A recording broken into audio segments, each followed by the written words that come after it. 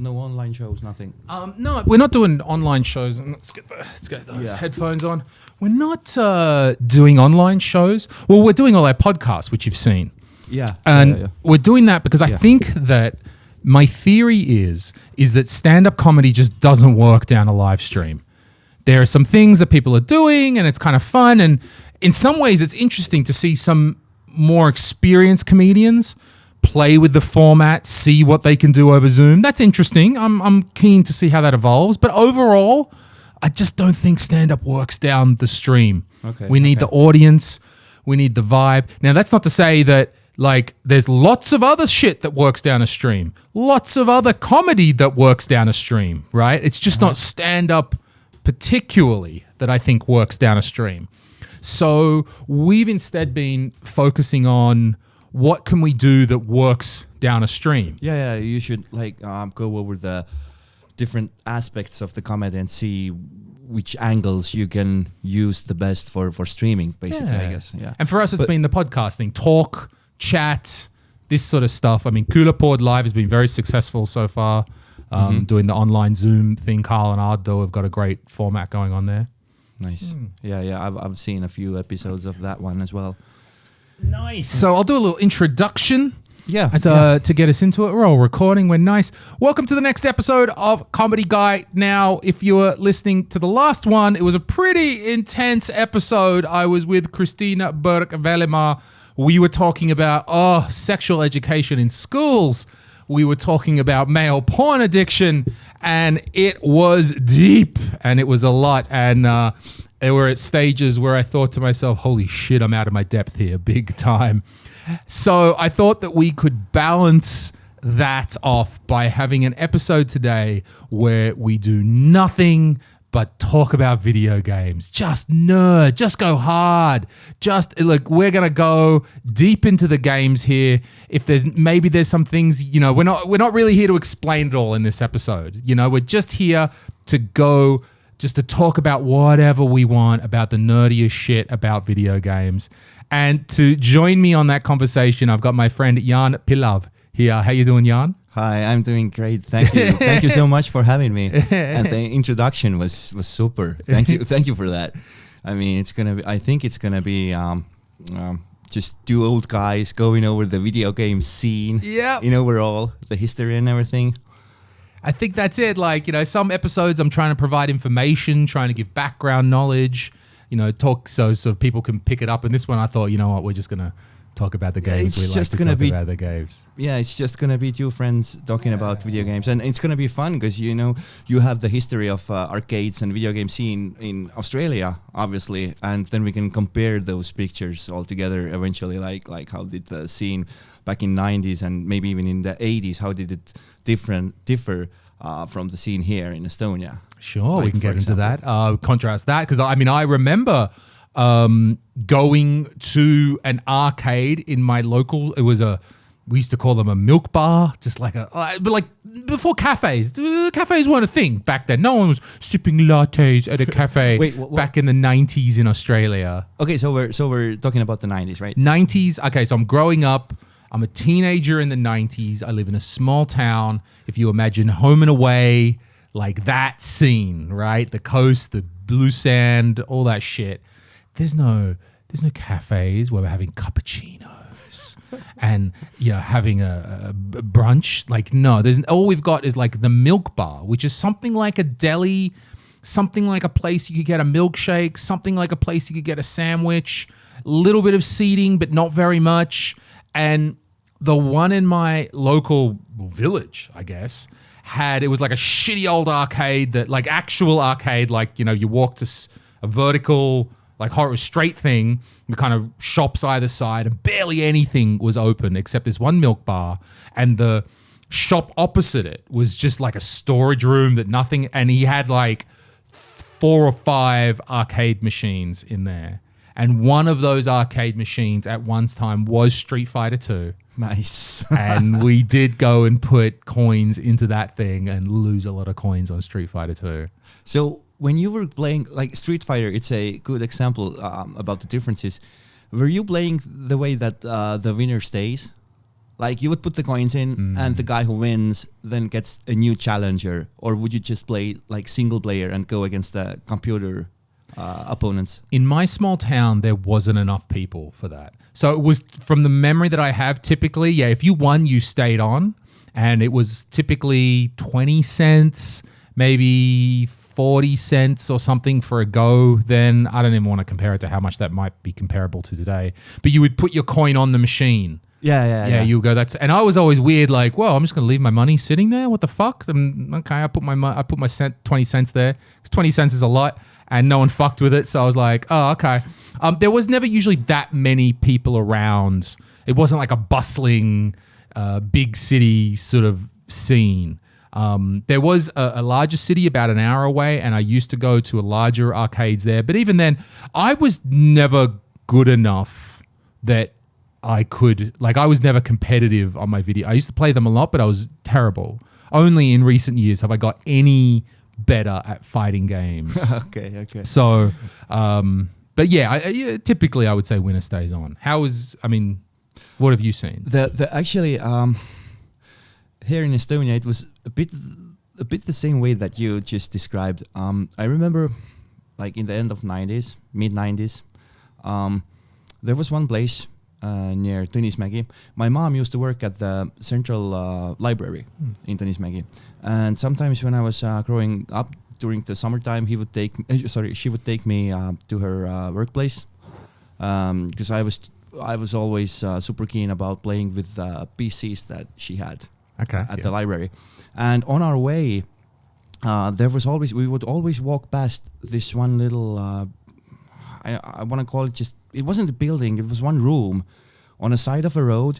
When you go up the hill near the central library, there's like Optica, Prillipood Optica, basically. Optica, is it there now? Where's? Yeah, I think it's there now on the left-hand side if you walk from the IMAX cinema. Okay, you walk up from IMAX, sure. You're going up the hill right now. Yeah. There's some e-cigarettes off to the left or something now. I think the same, it might even be, I remember where the e-cigarette thing is. It might even be the same room, basically. Okay. So there were two rooms.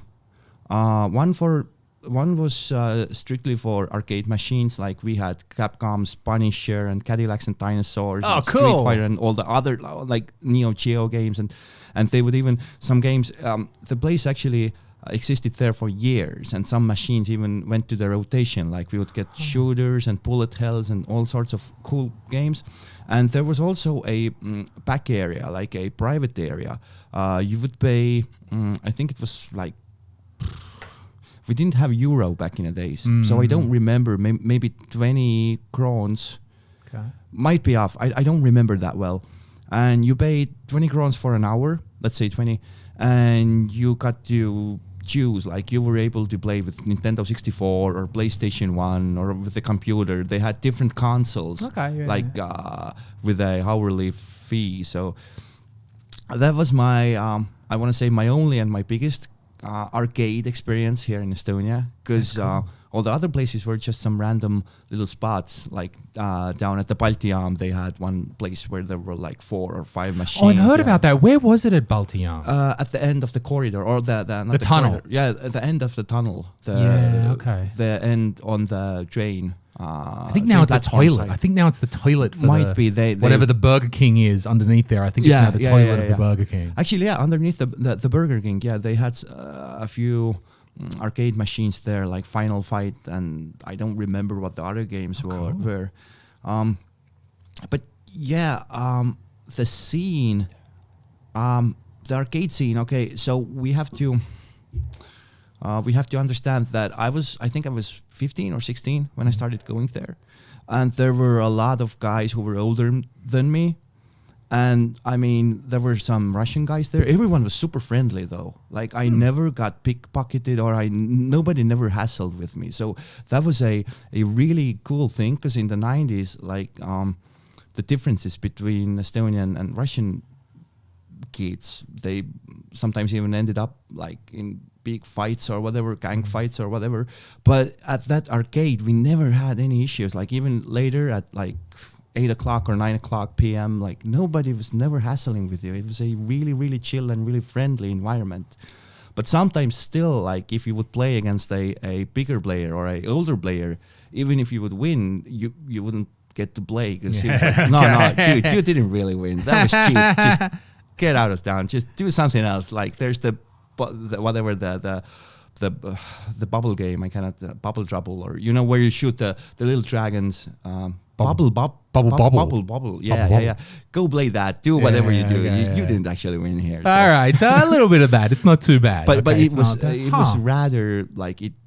It was a. I don't want to say it was like something that always occurred. It was just every once in a while. But it happens everywhere. Some older kids sometimes pick on younger kids. That's just how world works. Yeah, if that's the worst of it, then that's not so bad. Like you won, now get out of here. Like yeah. We didn't take your money, we didn't beat you up or something like that. There was never any like violence or anything bad. I don't recall anything bad happening there.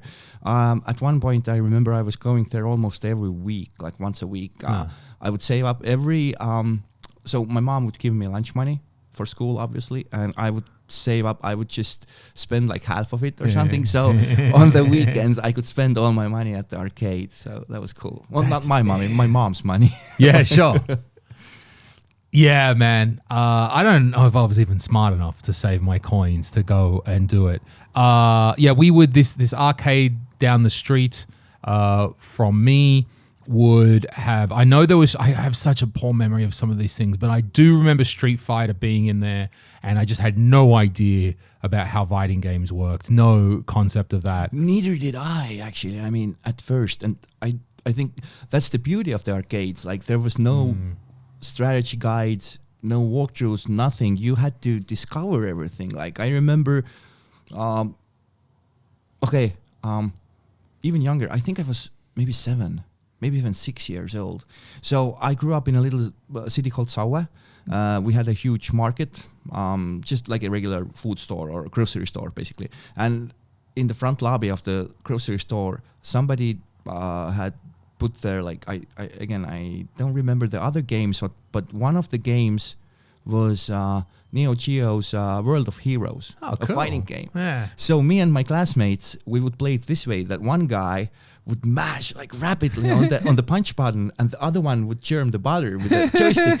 So the guy, if you chose the right guy, the ninja guy, he would always throw fireballs, like Hadoukens. Okay, because you're doing Hadoukens. Yeah. So that's how we played it actually at first. That's so fun. At that same time. So this about this time that you were going to this arcade, what year was this approximately? I'm gonna say maybe like 96, 97, maybe even a bit later also, because I found out about it in the mid-90s, but I didn't get to go there because, like I said, my mom was just taking me by that place, and I was too young or too much in a hurry to go in, and I only went to the arcade actually later, like years later. I knew about that place, and I knew that they had awesome games because I had 8-bit Nintendo clone at my house. Dendy, Dendy, and it didn't look anything like the games that I saw through the window when I was walking by. But I wasn't able to go in. It took me a few years, and then I forgot about the place, and then I don't even remember how I found out about it again. But let's say 98, 99, then I started going there like regularly. Let's say it like that.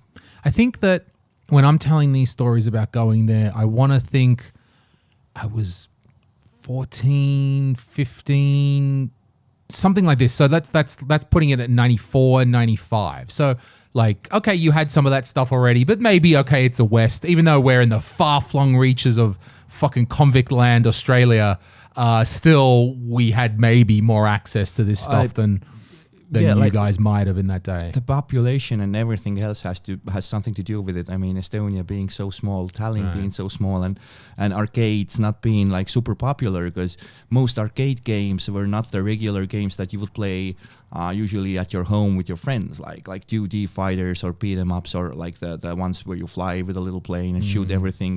These are not the most common or most popular games here in Estonia.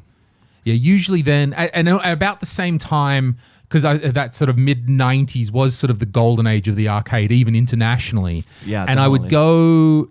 There was a place called Newcastle that was about an hour from my house, and then sometimes we would go shopping to a suburb called Charlestown, a big shopping center called Charlestown Square, and there was a thing called Time Zone. And Time Zone was like a franchise of, or whatever, like a chain of bigger arcades all around Australia. And they had a bigger one there that had like a couple of levels and different things. And there, I do remember, then they had not only a lot of machines, but different sorts of machines. They had the room for it. So that would be, I remember sitting in, I remember stuff like Super Hang-On. So you had the actual motorbike and going back and forth. I was playing Hard Driving, the very first race car simulator where you actually sat down with a steering wheel, like the very first one where that happened. Terminator 2, where they had the actual Uzi mounted to the machine, like a toy Uzi, like a...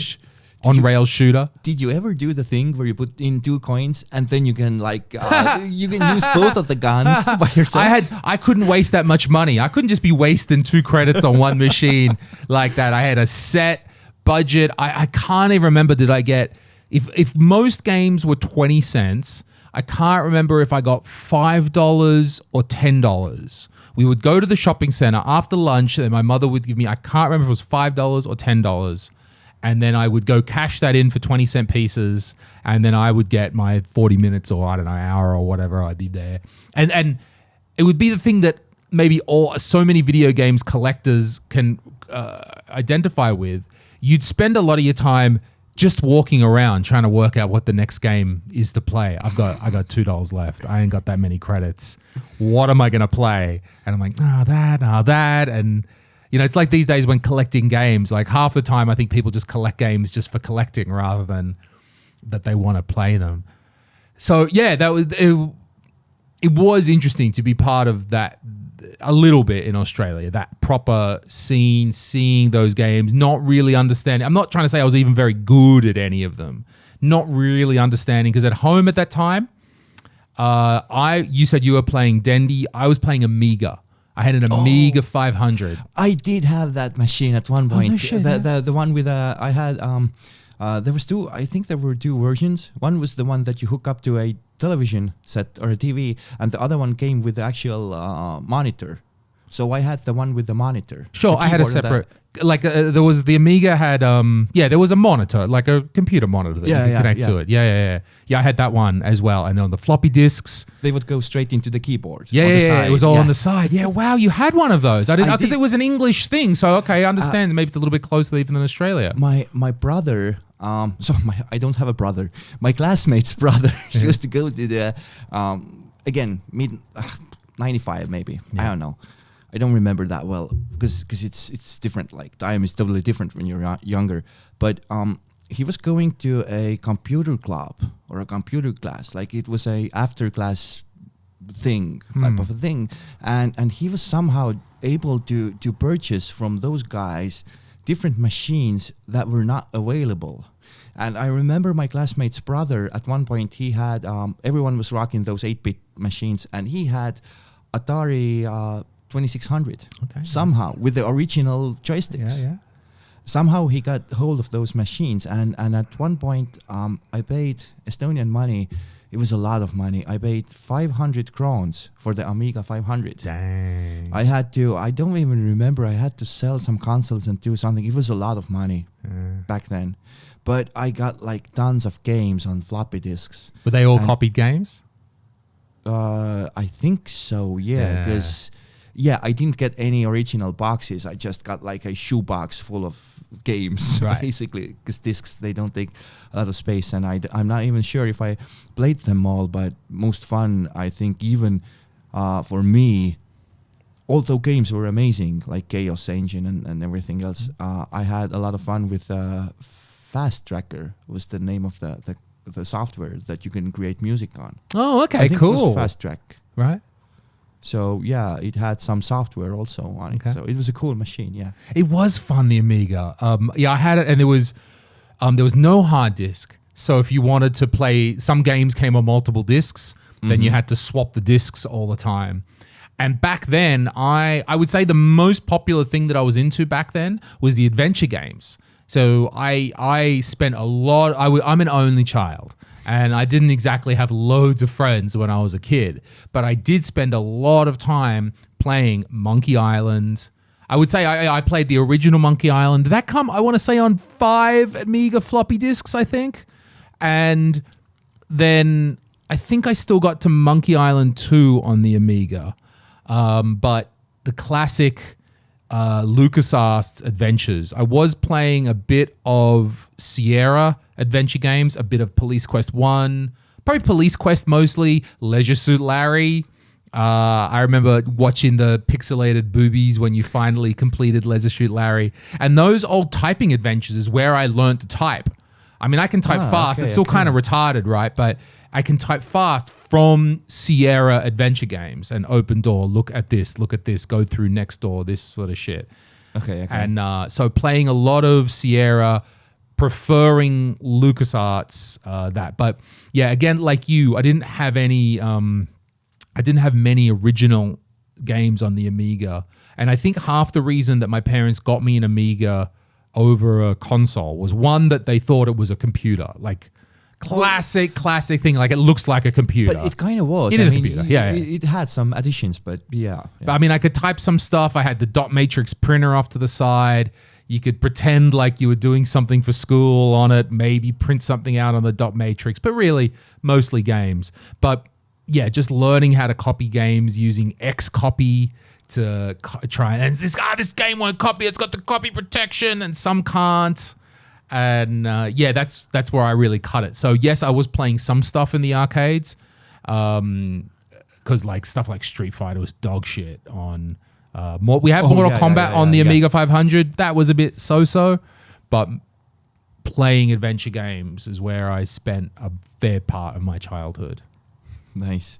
I didn't, growing up, I didn't really have, well, actually you're right. I did have an Amiga, but I never had a computer growing up. So Amiga for me, it was more of a, my parents wouldn't get me a Sega Mega Drive, so I got the Amiga instead. Yeah, it's like kind of a computery thing. Yeah, it's not a PC, but it was still a thing that you could type on and shit. So like, but it's a computer. Games, like some games were also available for the Mega Drive, if I'm not, if I remember correctly. So yeah.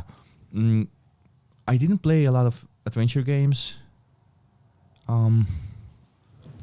And actually, you know what? Growing up, I played almost everything that I could get my hands on. But it was, back in the days, it was different because you either got some games out, like from friends, if they had spare copies or something, or you were able to you know, take the discs back to your house and copy them, right, and pray to God that nothing is going to happen to this. You're not going to put it next to a speaker or something that it would accidentally erase something from it. So yeah, we would have like these copy parties, and we would kind of get together, and we wouldn't move the computers, but it would be like you would take a box of blank discs over and just spend all night. Yeah, just spend all night, and you'd have to put one in, and it reads off everything off the disc, and then does the second one. And because the floppies came in like a box of 10, at least like new floppies came in a box of 10. And I do remember at several occasions, my father maybe would know someone who also had an Amiga, and it was common to have the list of games that you had. So you'd have in the computer on a bit of paper. So maybe on a file even. Oh my God, on a file that you've kept on a floppy disk because there's no hard disk. And you would have written out every game that you have. And you could print that. And then, you know, like if my father said, oh, he knows some guy from work who also has, you know, then he would give you the list of the games that he has. Oh my God. And it has the list of the games and the number of discs. And then dad will be like, yo, okay, I'll get you a box of 10. So, and also because it would take fucking time, you know, you can't just expect someone to sit there and like 20 discs, each disc taking 5 minutes each. Like nowadays, you put the little USB drive in. Oh, it's taking forever, like 2 minutes. Oh my God. So you would have to go down the list and go, I want that game, and that game, and that game. But that game takes 3 discs. That one takes 2 discs. That's 1 disc. And then try to allocate like a box of 10 discs from somebody. And then I would give the list, and then Dad would come back some weeks later from his workmate, and there's a box of games there. Nice. We never had. I mean, maybe somebody did that. I've never even heard about it. It sounds really cool. It was pretty rare. You sort of had to. I mean, I think I had a friend around the corner who had an Amiga that helped as well. That he had one, and the other major way that we would get software was from the magazines. That this was the mid-90s were the classic days of classic video games magazines. So console stuff like Mean Machines, CVG, computer video games, and the Amiga had Amiga Power. And they always had a disc on the front. And there's always some cool new game that we could never afford. And there will be a level, the first level is a demo. Like or a something. demo disc. Yeah, demo disc. So one of us would buy that. And what we would do is, because even though, okay, we're in Australia, it's West, right? We're like, I mean, remember, we're in Australia. We're very far away from England where these magazines are produced. So by the time they got to us, these magazines were like $10 per copy, which was a lot, like a real lot of money to have $10. It'll be like buying a magazine for 20 euros these days. Again, if you're a kid. Yeah. So what we would do is, and there was no barcode scanning back then. So the computer magazines were always in a large news agency, not like a kiosk where it's just like a rack. There'd be like a big store called a news agency, just with like several rows of magazines and newspapers, but a lot of magazines, just rows and rows of them. So we would always be hanging out as kids, just reading them, flicking through them. But when you knew that the newsagent guy wasn't watching, you could take the price off another magazine and flick off the price of the expensive Amiga Power and put like it on that. You could swap the price tags. So you had to learn how to be in the store, find a cheaper magazine that was nearby, watch when the guy's not looking very much, learn how to just flick off the price tag so you don't ruin it. You know, it's got to look like legit. Kind of keep it on you. Then you've got to flick off the price of the more expensive computer magazine, and while he's not looking, and then put and you don't want to make it too cheap either, because it can't be like the guy knows this magazine ain't worth $1. Yeah, so it's got to be like $3, $4, something like that. So you find something like, you find a price tag for $3 or $4, you put on that. Then you've got to have the balls to not only do that, but then walk to the counter, walk with your $5 note, and go like, I would like this magazine, please. And watch the gentleman look at that magazine, because also it's British, so it has the suggested retail price in pounds and shit like that written on the front. Look at the Australian dollar price and go, okay. And then, look him in the fucking eye and go, yep, sir, this is a $4 magazine. And he puts it in a bag, and you walk out of there and you've got the disc, and you're like, yeah, dang. Not many times did I do that. Holy shit, that took some balls. More than a timid child as I had. I can imagine. So the magazines, copying stuff, with the Amiga. That's so cool. I wish, there's so many things that I had back then that I wish we'd saved. Like, at the time, you would go like, Amiga, whatever, now it's old. God damn, I would give a lot of money for an Amiga 500, and I've almost bought one off eBay for several hundreds. And it would be just nice to have it. I don't even want to play it nowadays. Just to have it. Just to have it, yeah. And not in that, the monitor. If you had that Commodore monitor, that's a good fucking CRT monitor. I wish I still had that. When I was in university, we went to the auctions. Like the company shuts down or something. We went to the auctions and got ourselves 21-inch Sony Trinitron screens for like fuck all. And we thought we were kings. This was a little bit later. This is 2000, 2001, when it was sort of the end of the CRT, the monitor thing. Mm-hmm. And so you could get a great CRT for a cheap price then. That was the day when they were the cheapest. 21-inch Sony Trinitron monitor, dude, I'd fucking suck your dick right now if there was one of those for offer. And we just had them. They were like, and now I don't know. They went. And, shit comes and goes. People just started throwing them away, I guess, as garbage, and there's not many left anymore. So you had the Dendy. Do you still have that original Dendy? No, I am. It's just I had the one like the company was called Steepler that would sell them here. We were apart. I think actually my first Dendy, my parents got me the first one when we were. Maybe it was 90. I don't remember if we were part of the Soviet Russia, like Soviet Union or not. I don't remember.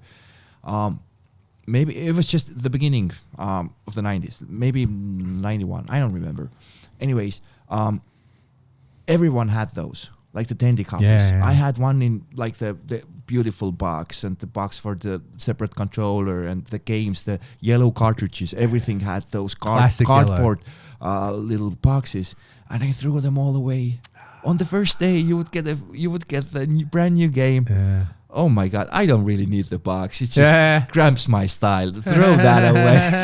And I mean, my collection. I had so many cartridges, but they were all loose. Well, I sold them. But back in the days, if I would have them boxed now and the console boxed, it would be a really decent piece. Because most Dendy is dog shit that you see for sale. But if you had the box in like mint, and the original one, not like the I was about to say you need to get the original Dendy, not the Subor or whatever the Chinese cheap copies that we had. Like the Steepler was selling the actual Dendys, and I think somehow they were even like semi-licensed or something. Like Nintendo knew about it, but they were okay, cool. Let them. There was there's somewhat of a story. So as I'm trying to trace back to my memory of knowing about that, Steepler were back in the day, they were the Soviet Union company that did it, right? I think so. Yeah. I can send you the link. There's actually a really cool documentary on YouTube. It's like 6 or 7 years old. There's one Russian guy goes over the whole history of Dendy and the gaming here, because he's originally from Russia, so everything is in Russian, but there's subtitles. I think I've seen that one. I think the name was The Curse of the Grey Elephant. Okay. But please continue. So Steepler were because back it was Soviet Union days, because the classic Dendy. Well, I don't know, as much as I've understood. Now, correct me if I'm wrong here. The classic Dendy design, which is where it's got those controllers and they sort of sit in the sides of it. That is a direct copy of the original Japanese Nintendo Famicom. Exactly. Yeah. And that is what they copied, and they did that shit in the Soviet Union. Because, hey, fuck the rules. But in Australia, you get the different. I think you guys had the grey looking weird. Correct. We had the grey America and Australia and PAL and PAL, so European, Australia, and also America. Got the grey, looks like a VCR. Yeah, because I had this version. Somehow my dad got me, my stepdad got me that version, but I have a Dendy or of an NES? Dendy. Oh, okay. Not NES, the Dendy. That looked weird. Not like the NES box. Yeah. But I can show you that on the same multitasking. So the original Nintendo Famicom, which was the original really console that really popped, was the functional equivalent for people listening of the Nintendo Entertainment System, the NES, the original one.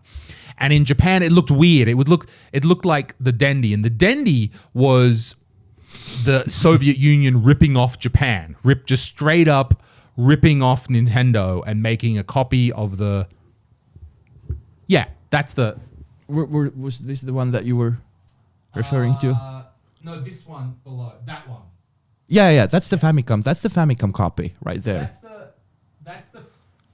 Oh god, we can't zoom on that. But that's the Famicom copy. Yeah. Yeah, but I had the different one. I had the weird looking one. I have no idea what machine it was, but it looks like this. You have that one. So that's like halfway to a Super Nintendo in stylings. I have no idea. I've never seen any console look like that, and the controller is absolutely that's crazy. Unique. I mean, it's not a copy of anything. I've never seen anything like that. So Nintendo made the Famicom with that weird design with the controllers that sit in the side. Then the Soviet Union Steepler went, "We'll take that, thank you." copied it. I think it was there was if I'm not again I have to go over the documentary. I think there was one company in China already making the consoles. So Steepler weren't manufacturing the consoles. They were just retailing it or selling or in the Soviet Union, yeah. And in the countries around here, also like Estonia and Latvia and Lithuania as well. Right, and then so that Steepler was distributing those.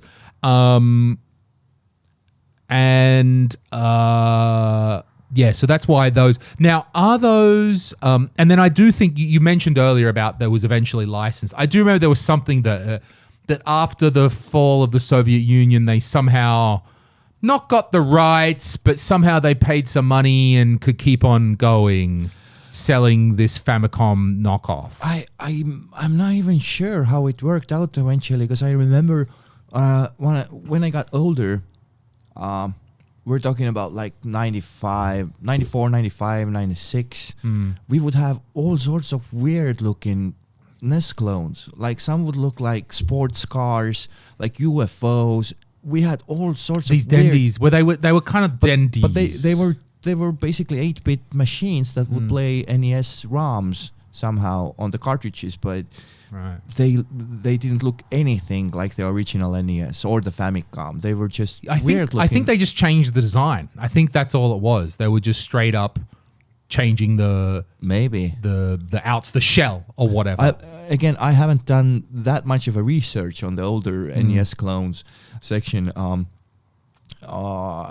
So I don't know how they managed it legally. Because they weren't selling original copies. I mean, the games would have weird labels, like the names on the the games, the console is legal, but the games wouldn't be legal. So you can buy a Famiclone right now in Japan. You can go in Japan, they're still for sale, particularly at the secondhand stores. And it will play a Famicom, an original Famicom cartridge, a 50-pin cartridge. That's fine because the original Famicom didn't have a hardware lockout on it. It didn't have any sort of, I guess you could call it copy protection built into the console. But you still get the different regions region lock. Are we speaking about the region lock? Region lock is one part of it. So, wait. So the original Famicom, right? The region lock in the original Famicom was that the pins were different. Like, I think the Famicom is 50-pin and the NES is 60-pin. Oh, okay. Like they're actually different pin sizes. So because there was no region lock, there was no proprietary lockout chip or anything in the original Famicom. And that led to rampant piracy. And that was a problem. Now you were supposed to license them, but that's what caused that thing. So the Famicom has no lockout. So then Nintendo sell the Famicom for a few years in Japan. It's going really well. They're dominating. This is making them bucket loads of money. And they say, well, we've got to bring this to America. So there's two considerations that Nintendo take in when they try to localize the Famicom for America. The first one is that America has experienced the video games crash, which was when we had the Atari 2600. That was the OG console even before that. It had no copy protection, no licensing constraints. Basically, anyone could make a game for that, whoever the fuck cared. And anybody did, and they were all dog shit. And so many companies just made their own dog shit Atari 2600 games, and the quality tanked, and everyone went, video games? This is like early 90s, end of the 80s. People going, video games, they're shit. I have a Nintendo 2600, and all these games are shit. And the industry tanked it because of that. And so Nintendo has to introduce the Famicom to the American market. They're skeptical because the Americans are like, no, video games are shit. That whole thing's just tanked. The second, so what they do to counteract this is two things. When they localize the Famicom for America, it has a lockout chip. It has a chip that does some copy protection. right? So if you want to make a Nintendo NES game, it's got a Nintendo chip in it. That's like, this is the lockout chip, right? You can't just make your own one. Or we're not going to tell you how they're made. So you can only get those from us. So first of all, it's got some level of copy protection on it from what they learnt from the Famicom. Secondly, like you said, some of them are made to look like grey boxes. If you're playing original Nintendo, for the people listening, and you've ever seen the grey box original Nintendo, it was meant to look like a VCR. It was meant to look like a VHS player. Yeah, because even the way you insert the cartridge into it and you push it down, like it would go into a regular VCR, basically. Right. The same technology, or it looks the same. The same idea. It doesn't have to do that at all. The reason that it does that is because Nintendo knew that the video games market had crashed, knew that there was huge skepticism around these video games things, and so made it look like a piece of hi-fi equipment. They wanted it to look like a VCR. Because I think originally they called it Home Entertainment System Computer or something. Nintendo Entertainment System. Yeah, but it was somehow marketed as a home computer. Right. And you would get, like in the States, you would get the robot, to play 2 games with you. There was Rob the Robot back in the day. Dr. Dynamite, and I don't remember the other game. You were able to play like 2 games with Rob. If somebody doesn't know, Rob was like a little robot that would have spinners, just these little discs. It was a robot that connected to your NES, and it was like kind of an interactive game in a way. He would put those spinning. I know describing it sounds weird, but just YouTube it, you'll get it right away. So this robot would have this second controller in front of him, and he would put those discs or these little round thingies on the buttons at some specific time, and then as somebody else would just press buttons on the regular second controller by himself. Yeah. But if you don't have the second player, you would have the robot doing it, but the robot was like super slow, and he could only like do A or B button. So it was more of a gimmick in a way. But I guess a little bit. But it was a really cool gimmick. And Nintendo entering a market that doesn't really care about video games anymore, what else can you do? Like, you have to come up with something new, something really innovative. And Rob, back in the days, I think it was innovation. This little robot. I remember that. Rob was also available in Japan. So it was part of the original Famicom as well. I guess they brought it in both directions. The Famicom in Japan also had a keyboard option, and it had a version of BASIC as well. So it's still pretty common. It would only cost you about $50 today. But you needed to get the disc reader thing. No, there was no... Okay, let's go deep then. So you could get, right now in Japan, you can buy a Famicom pretty cheap, the keyboard and the Family Basic cartridge. So they call it Family Basic because the Famicom means family computer. The cartridge to program in the basic programming language, you buy that for about $40, maybe $30 if you find it at a good price, maybe $50 if it's not so good. And that would allow you to type simple programs into the Famicom. Now, if you want to save, I don't know if the Family Basic cartridge has a battery backup save, in which case it will be limited. However, another thing that the Famicom in Japan had was tape backup.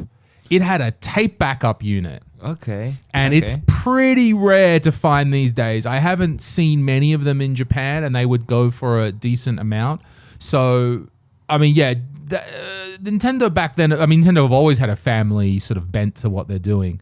But none of that, only Rob the Robot was brought to America. I think that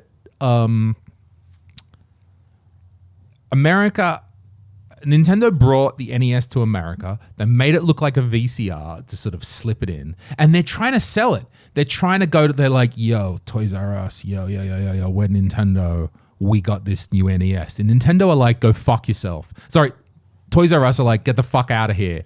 We're not selling. We've heard about the Atari. The Atari screwed us. We're not selling you shit. And Nintendo go, okay, just let us have a corner. We'll set it up. So they tried selling it in New York. And they're like, yo, Toys R Us New York. We'll just set it up. We'll just put it there. Just let us. And they had to basically go store by store, convincing like Toys R Us and the biggest toy agencies toy stores to like let us just set up the Nintendo for a bit of a sale. And month by month, they started to sell and sell and sell. And then eventually, about 6 months later, Toys R Us goes, oh shit, this is going to work. So I guess at that stage, after about 6 months, 8 months, when they realized like, oh, this is, okay, that old video game shit we thought of, that's off. Maybe then they realized like, we don't need no keyboard. We don't need no battery backup shit. All we got to do is mainstream them some hardcore Mario, and this shit is going to sell millions. And it did. And it did, basically.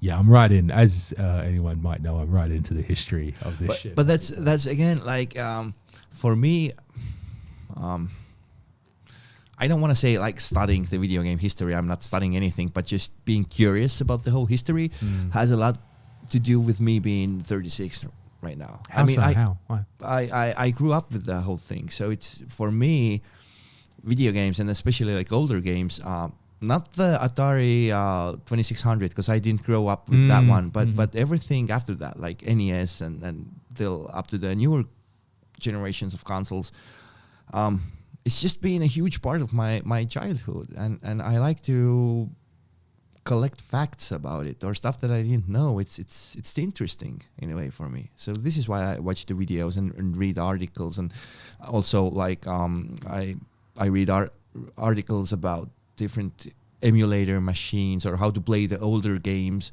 on newer hardware and stuff like that. It's cool. It's interesting. Is it the same for you that, like for me when I was growing up, we didn't have a lot of money. So as we talked about, I had the Amiga. Eventually, I think when I was maybe 16, maybe something, I think I got a Mega Drive, but can't afford the game, so I've got like 2 games or something, right? When my parents were like, parents look at me like, that's why we got you the fucking Amiga, because you could have a whole bunch of games. I'm like, no, I want a Mega Drive. I don't care if it's only got 2 games or whatever. But is it the same for you? That's like, it's not like you had all of these things back in the day, but you knew them and you knew they were around. With me, growing up, we had this deal with my mom. Because I was, most of the time I was growing up by myself with my mom. I was also a only child, and we had this deal that whenever I wanted something new, like a new console, I had to somehow come up with at least half of the money. Okay, and then my mom would back me up with the other half. Okay.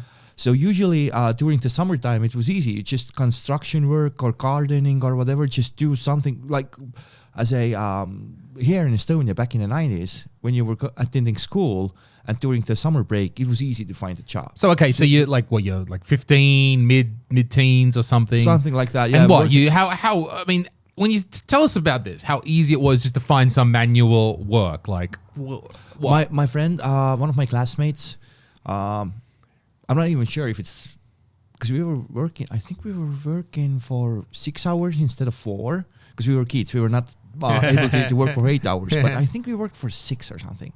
Anyways, they were doing, that's, I don't even know how to, what's it called in English, like those turbaraba, like where you make the, snap, it's weird now.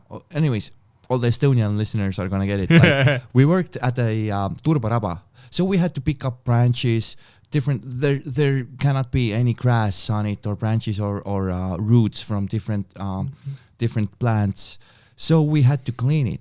Mm-hmm. So it was just basic, just picking up branches and leaves and stuff and raking some stuff. It didn't pay much, but it was enough to get like at least money for a new console. Right. And it was just sort of that. I mean, there were just companies around doing stuff, and it was so sort of a. But you had to had to a little bit. There was always somebody who knew somebody, but you had to talk to people. Like nobody would come up to you and go like, you need a summer job, please join me or whatever." You had to speak to different friends, and maybe somebody's dad knew somebody who was able to help you guys out. So companies back then were always looking for cheap workforce, I guess. Right. Huh. But anyways, so whenever I didn't feel like working, because I was a kid, there were a bunch of other stuff to do, like ride your bike or skateboard or do whatever. Then I would just sell my older stuff Like that's one of the reasons why I sold all my old consoles. Like I had to sell my older stuff to get half of the money for the new console. Like I remember when Sega Dreamcast came out, it was so expensive at first, and it was one of the cheapest consoles at that point when PlayStation 2 was coming out. Oh my God, PlayStation 2 was like 10,000 at first.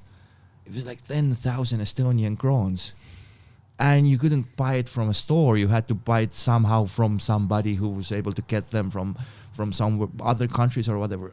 Like 10,000 Estonian crowns. It's crazy. Yeah. It's crazy. And Dreamcast was about half of that or something. And I remember working almost all summer to get half of the money for a Sega Dreamcast, 2 controllers, 2 memory units, and some games. So you had a Dreamcast, like back in the day. You had a Dreamcast. Again, when it came out, it was not like that back in the day, but I think it was 2000 or 99, 2000, something like this. Something like that. Okay. I don't remember. You had a few years later then. Huh. Because I didn't get it on the release day, but a few months later or something like that, some guys in Lasnamäe, especially like Russian people or Soviet people, they were able to get all those consoles and sell them from hand to hand, like not through a retail, but from a person to person. And we had this magazine, Kuldne Börs, which was like a Craigslist or whatever. It's still a website right now, isn't it? It's a website. I don't think that they have the paper release. I think I remember the paper release from me, but I'm mostly known it as a website though. Yeah. So you would find ads for different people like, oh, I live there somewhere in Lasnamäe. I have plenty of games. Just call me, whatever. and then even sometimes you would call the person and he would be like, okay, I don't have it right now, but just give me a call in like 3 hours. 3 hours. Okay. Yeah. I was like 3 weeks, 3 days, or 3 hours. and then, oh my God, there was this one guy. I don't remember his name anymore, but it was a fun guy. We would always meet in front of the TTÜ in the parking lot. And he had in the back of his car, he had huge cardboard boxes full of pirated PlayStation and Dreamcast games. Nice, like self-burned copies, or they weren't even self-burned, but you could say that some labels were in Russian language, and there was always something off with them. They weren't like super original; they were kind of pirated or whatever. And but still, the games were in English, so I was able to play them. And that was cool. That was one of the easiest ways to get your hands on newer games back then. Sure. Back in Estonia. That's so interesting because I think by 2000. But don't get me wrong. Having a Dreamcast here in Estonia back in the 90s, it was more of a rare thing. Yeah, I bet. Nobody. No, I'm sure. Like only the hardcore fans, like some weird guys who knew exactly what they're wanting, they could purchase Dreamcast, and I even know some people who had Sega, the Saturn, but it was rather a rare thing. I bet it was rare. Because that was about the 2000s. That's where I started to tap out, I think, because I didn't have any money. God, we had no money. We were at university. My good friend Dita, my good friend Adam, we had no money, so we had a PlayStation 1 at university, and then we tried to install a mod chip and we fucked it up. Was it the solderable chip? Yeah, solder. We had to put solder on and we fucked it up, and it was the worst thing. Like, it's a big thing for us to have a PlayStation. It's like having, I don't know, an Xbox or whatever today, right? Having an Xbox. And they were expensive. They're expensive. And we fucked it. We thought we put a mod chip in it, and we screwed it, and I bricked it. Yeah, we fucking we can't solder. We don't know what the hell we're doing. Like, we're putting a solder, and we screwed it. I remember, and I think that was it. I think that's what turned me off. I was like, nah, I can't afford this shit. I'm at university. We're trying to get money. I can't. My car's dying. I can't afford a PlayStation anymore. In Estonia in the 90s, you always had to know a guy. Yeah. So there were guys who would do the solders for you, the soldering parts. So you would go, I remember with my PlayStation 1, I would go to Õismäe, to a random spot. I didn't even have the licenses back in the days, driver's licenses. One of my friends would take me there with his car. So we meet this random guy. I give him my PlayStation. I give him like 200 crowns or something for the mod chip. And he's like, okay, meet me here. I'm going to be here in like 2 hours. You would give your console, your PlayStation 1, that your mom paid shitloads of money for. Yeah. You would give that and some additional money to a random guy. The trust level had to be out of this world. I bet. And I never, even there's one guy, Oitspek. This name it's super well known among gamers. He's one of the you Google it. I'm not going to go over that. Google it. I never had any issues with Oitspek.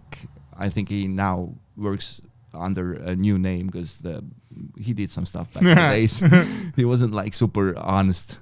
But like even he did some soldering and some stuff for me, for my consoles. So the trust level, I've never been like super cheated.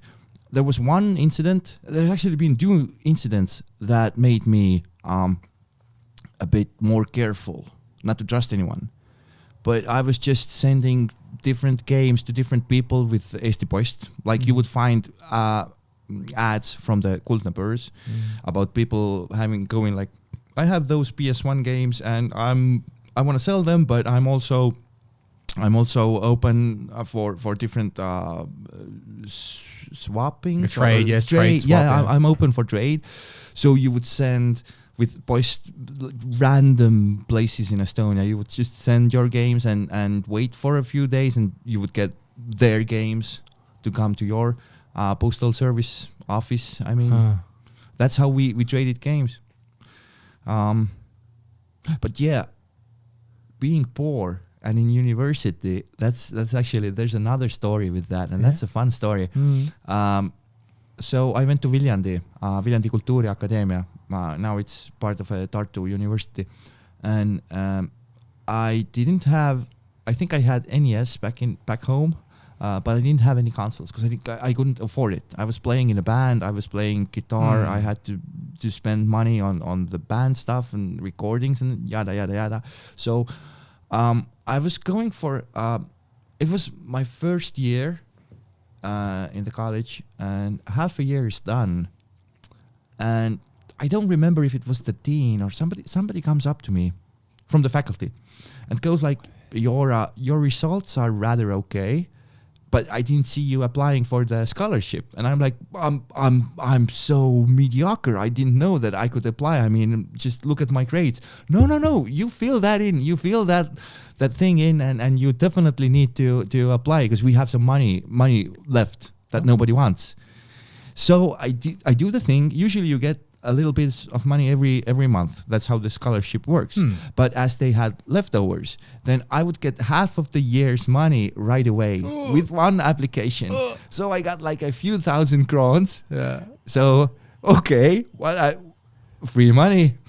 So first thing I do, I purchase the Kuldne Börs, go through it, and I find a Crystal Xbox, the original Crystal Xbox, and some games for an affordable price.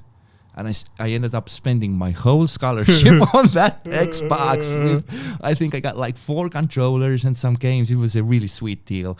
And yeah, that's how I got my first Xbox, the original one. A few of those. I saw one of those on Osta the other day. That was going for about 65, 70 euros. Something like that. Crystal ones are actually even a bit more. They should be a bit more. Yeah, it was a expensive. crystal one. It was a crystal one in Estonia. Oh, okay. Because I of all the consoles that I collect, I don't have any original Xbox.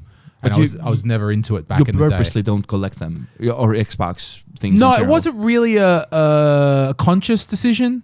To not collect Xbox. Just I was never really into Xbox back in the day. I only got Xbox 360 when my friends gave me. Not so much gave me, more that I just took it from my friend's place. But nevertheless, does he know? Oh yeah, I was in my friend Ross's place in Australia, and Ross had this Xbox 360 sitting there. I'm like, Ross, you don't fucking play video games very much. I know this, and he's like, yeah, I played it a bit, but this was our other friend Rob. This is Rob's Xbox, and I just took it and I played it a bit, and I'm like, I think I'm just going to take this. Mine now. Yeah, it's mine now. And I had to haul it all the way from Australia in my carry-on luggage. But that's the only way I first got an Xbox. And I never really had OG Xbox. And I thought for a while that maybe I should get one. I always look at Osta every day for the latest deals. But I sort of, especially these days, I went like, I'm not dropping 65 on something I'm not going to play. If you want to get an Xbox, the original one, at one point, I should even have one mod chip at my house. Okay. Solderless one. Because I don't think you need a mod anymore for an Xbox. I thought they had just the soft hacks.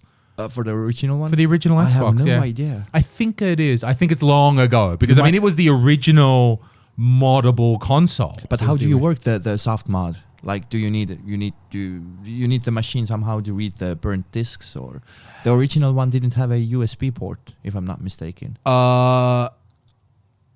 I don't know exactly. I'm pretty sure that the original Xbox had a soft mod because it was what created the media center craze, let's say.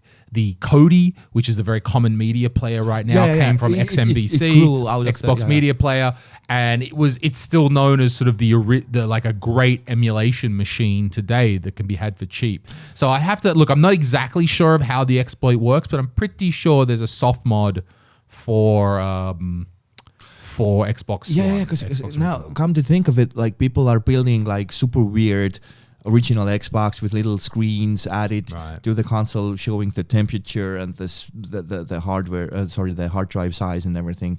I think so, because it's really just a Celeron with 700 megahertz. Yeah, is all it is. It was just a computer, because Microsoft was like, we're making computers, we might as well make like a handicapped computer, basically. So that's what Xbox is. It's a motherboard, a DVD drive, and a hard drive. Yeah. That's what they're and the power supply thing. That's all there is actually to the older Xbox.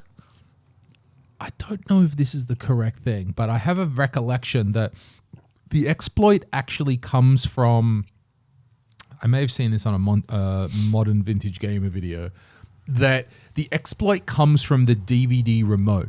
So DVD, that people, if you know what DVD is a standard, but you've got to get a license. You can't just make a DVD player. Like, you've actually got to get a license from the DVD people. And so Xbox, when they made the DVD, they wanted to have DVD, but they understood, like, back in the day, not everyone was using DVD. So they said, well, how can we avoid paying the license on millions of consoles? Because so Microsoft expects to sell, I don't know, some millions of Xbox original consoles. The thing is, if they include DVD on every single console, they have to then pay for millions of consoles worth of DVD licensing. And they would, back then, they thought that not everyone was using DVD functionality. So it's like a wasted license. So the way they got around this was that you could buy the DVD add-on for the Xbox One, which gave you a remote and a dongle. Yeah. Right, and the dongle. And the DVD code, all the dongle does is have the DVD code on it. Like just a little bit of DVD license code in it. So meaning that they didn't have to pay the license fee for every millions of Xbox console. They only had to pay the license fee for the number of DVD dongles sold. So for people who don't know, Xbox, the original Xbox has like 4 controller ports in front. So you would put the dongle into the controller port. Yeah. So it would receive, it had like the infrared little reader, so you could use the remote. And that's the only reason why it needs a dongle. Doesn't need a fucking dongle. They could have just had an IR infrared port on the thing. On the machine. But right? Again, it would cut some costs, because if, like you said, not all the users are using DVDs, so it's going to be cheaper to have a different dongle, I guess. Instead Possibly of the hardware aspects, but I think that the licensing side was the bigger part of it, that they had to defer it off into that. Yeah. But then, as history has now shown us, Sony instead said, go fuck yourself. We're going to put DVD in every single PlayStation 2 console. And that went on to be the highest selling console that mankind has ever had. And I think they even sold the remotes as well for PlayStation 2s. But there is a remote, but there's no. You don't need it. You can use your No, you don't regular need it. controller. I have to one watch of those. Right now, I have, as part of my hi-fi system, I have a slim PlayStation 2 as the CD player. Ah, okay, cool. And I have the remote because they're like, whatever, €1 in Japan. Like if you can find them. Yeah, in Japan. In Japan, they're just in the secondhand stores, just have them in boxes. Like, they're just so cheap. There's loads of them. So yeah, the remote control for the PlayStation 2 is cheap. There was a dongle produced for the PlayStation 1, so you can use that PlayStation 2 remote on PlayStation 1, but it doesn't magically make DVD or shit or nothing. It's just basically plugs into the controller port of PlayStation and allows you to use that remote on PlayStation 1. It's not a DVD license or nothing. Like if you use it for listening music, like on regular CDs, you can like skip tracks or yeah, stuff like that. Yeah. Okay, cool. So then, because it was the DVD functionality of the PlayStation 2 that made it the crazy success, because then not everybody had a DVD player back then. And Sony said, okay, we're going to roll in DVD playback into the PlayStation 2. So for whatever your money was, I want to say $400 American. I'm not sure if that's correct. You got the PlayStation 2, a great modern, one of the leading consoles, and you got a DVD player. At the time when a DVD player was costing you $400 on its own. And it was a DVD player was, it's weird to think about it like this, but it was a thing back then. It's a big thing to have one, It wasn't like now, like you can find also DVDs are in like garbage bins or the bargain bins in different stores. Like DVDs were a huge thing. Right. Yeah. Because we were so addicted to VHS. We had created this huge cult and industry around VHS. And then we said, what's the next thing? How are we going to make that? And in the West, we didn't really get VCD, which was when they tried to jam movies onto a regular CD. And I think if I remember correctly, Dreamcast was able to play VCDs. Huh. I'd have to try that. I'm not sure. But I think there was some format that Sega Dreamcast was able to play right away out from the box. You're not thinking of Mill CD, which was the karaoke format? No, not that. But I have to actually now. Maybe it does, because the Saturn can't play VCDs without a VCD dongle that plugs into the back of the Saturn. Like in Japan, I think it was a Japan only thing. If you open up the back of a Saturn, on the back, there's a slot, like quite a thick, like if you put like 20 credit cards on top of each other, it would be that size. And it plugs into the back of the Saturn, giving the MPEG decoding functionality. And that would allow you to play a VCD in a Saturn. So possibly they rolled that into the Dreamcast. Yeah, because Dreamcast came like a few years later. Yeah. Right. Which was a shame, but that's another, that we're not going to, I don't think we need to get into that topic. It's going to take another episode. Oh my God. So then, so the PlayStation could play DVDs. Right. So we were all kind of, in this pre-internet world, addicted to movies. People love movies. They still love movies, right? But then we had VHS, and people were collecting VHS tapes. And then they said, no, we got this disc. We got this disc that can do it. And it was called the DVD. And because we never got VCD in the West, because it just wasn't high enough quality, and you just can't jam a movie into 700 megabytes. For some reason, they weren't popular here. Because I think it's the quality. You can't jam a movie down into 800 megabytes. I think that's why the VCD. So you'd have either super low quality, or you'd have multiple discs or something like that. And then the DVD came along, and it's got like 4.3 gigabytes of data, which is enough to compress a movie down onto with a reasonable 480p quality. And so that's what took it from there. So then DVD became a thing. And also, like when we're speaking about brand names, like a little minor indie brand like Sony coming out with a machine that can play DVDs, you're gonna have Sony is already a household name in a way. People trust that company, and then there's like this Sega that makes children's games. But do you not think that, okay, Sega fucked up a lot, and it's certainly not down to one thing. At the end. I mean, okay, so I mean, I would even argue not even near the end. It wasn't all Sega. It was just a bunch of people making a bad decision after a bad decision, not knowing their demographic in a way, I guess. I mean, it was the rivalry between Sega of America and Sega of Japan. They were fucked. So at the same time, Sega of America are producing the 32X, and Sega of Japan are producing the Saturn. They were already, because after that, in the States, they got the Sega CD. Right, exactly. So you've got the 32X, the Sega CD, and the Saturn.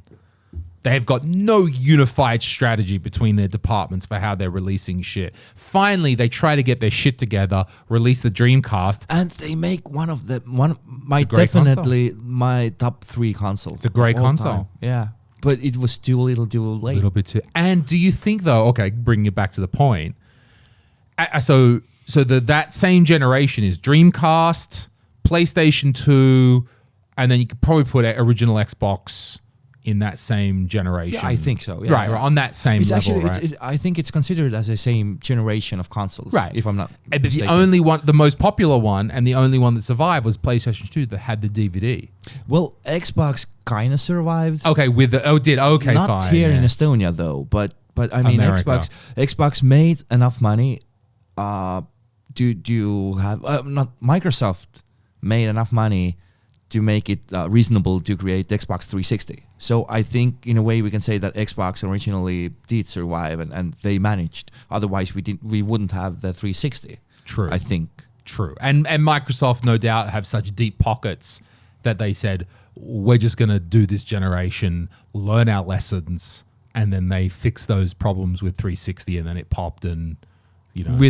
They came out with 360 with no problems at all. No, well, besides Red Ring of Death. I was working. Left, right, and center. That's another story. I need to just mention that. I was working for one company who was doing customer support for Microsoft. Oh, really? And I was working. I only did that for a few months. In Estonia? Yeah. Okay. I cannot tell you the name of the company. Maybe I can, but some people know. Just Google it, whatever. Okay. I'm not sure if I can. It doesn't matter. We don't need to know the name of the company. So, and it was... Xbox had been out for a year, and every day I go to my office, to my little box, I take the phone or the headpiece, and I start taking calls from different customers from the UK, and every other call is, dude, I have this weird thing blinking in front of my Xbox, what do I do? Eventually, and people would get super angry, some people would be, that's my third Xbox, and it's burning down, what's happening, guys?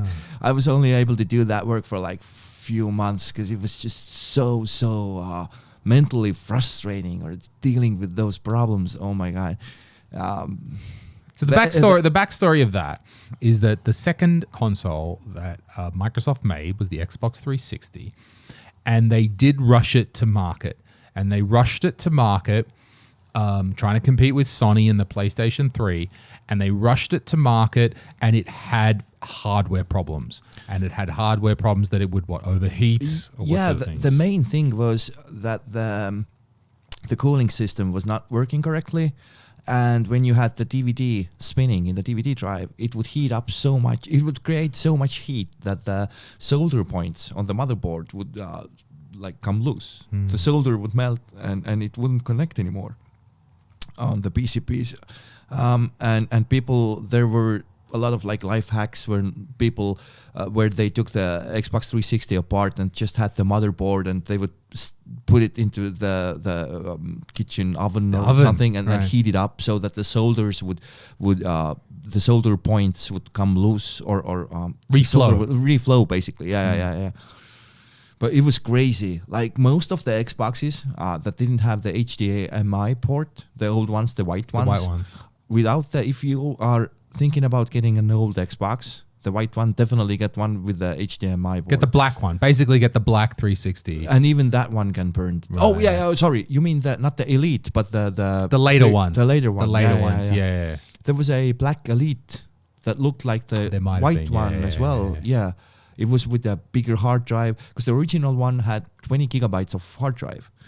And then what Microsoft did, they didn't really fix the problem like hardware wise, but they fixed it the way that you were able to install the games on your hard drive so that the DVD wouldn't spin that much. You wouldn't create that much heat.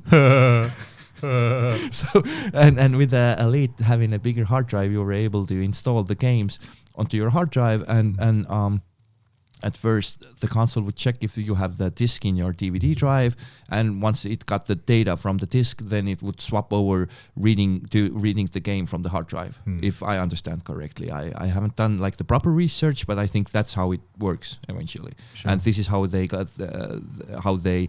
the thing under control eventually. Because I mean that was a huge shitstorm for Microsoft. Cost them millions and millions, and it was a real problem. Yeah, but still, Microsoft somehow managed to pull through. Well, they're Microsoft. I know, but pockets. They're doing something. They just. But they had that proves that they had belief in that machine. Otherwise, they would have dropped it. Okay, we made a faulty machine. Just F it. We're gonna scratch that. But they didn't. They went through with it, which is a cool thing. I was trying to. I didn't repair an Xbox 360. I had a few of them and I meant to repair them. Ari-Matti had one and I meant to repair it. I think I've still got his old. I think I've still got Ari-Matti Mustonin's old white Xbox 360. And I even bought the kit, but I never got around to opening it up. And the one with the bolts and the screwable thingy that you put on the motherboard. That I was going to have to take off I think you've got to take off the fucking heatsink or stuff and put a new thing and put an X thing on it or something. And I have the kit and I was like, this is going to take me 5 hours, and I never got around to it. And with some of the kits, I remember one of my friends used to do it. Like when you use the kit, it bends the motherboard. So when you take the screws off, then you're not, it's effed basically. You cannot use the Xbox anymore. Somehow it's the fix that if it fixes, it fixes, but if it doesn't, well, it was broken anyways. Right. So that's how the kits were like a third party repair kits meant for Xbox 360, and it's what it does is because the solder points, if I understand correctly, again, there were different kits, but what they do is because the solder points are loose, it somehow bends the motherboard so that the connection would be better, if that makes sense. Yeah, okay, somehow it doesn't. So that whole thing. It was crazy, yeah.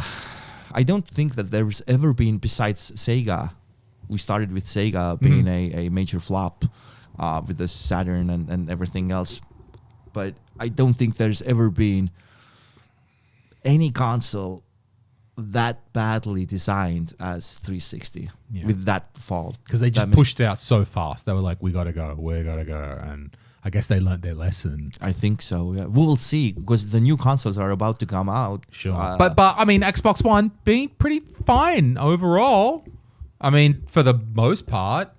Yes. No? Or is there something I don't know about Xbox One? Like, had some iterations, but not crazy hardware problems. Definitely not like back in the days. I mean, because you might say if anything, the stereotype of the current generation, which is on the way out, is that PlayStation 4 is loud as fuck, sounds like a jet engine.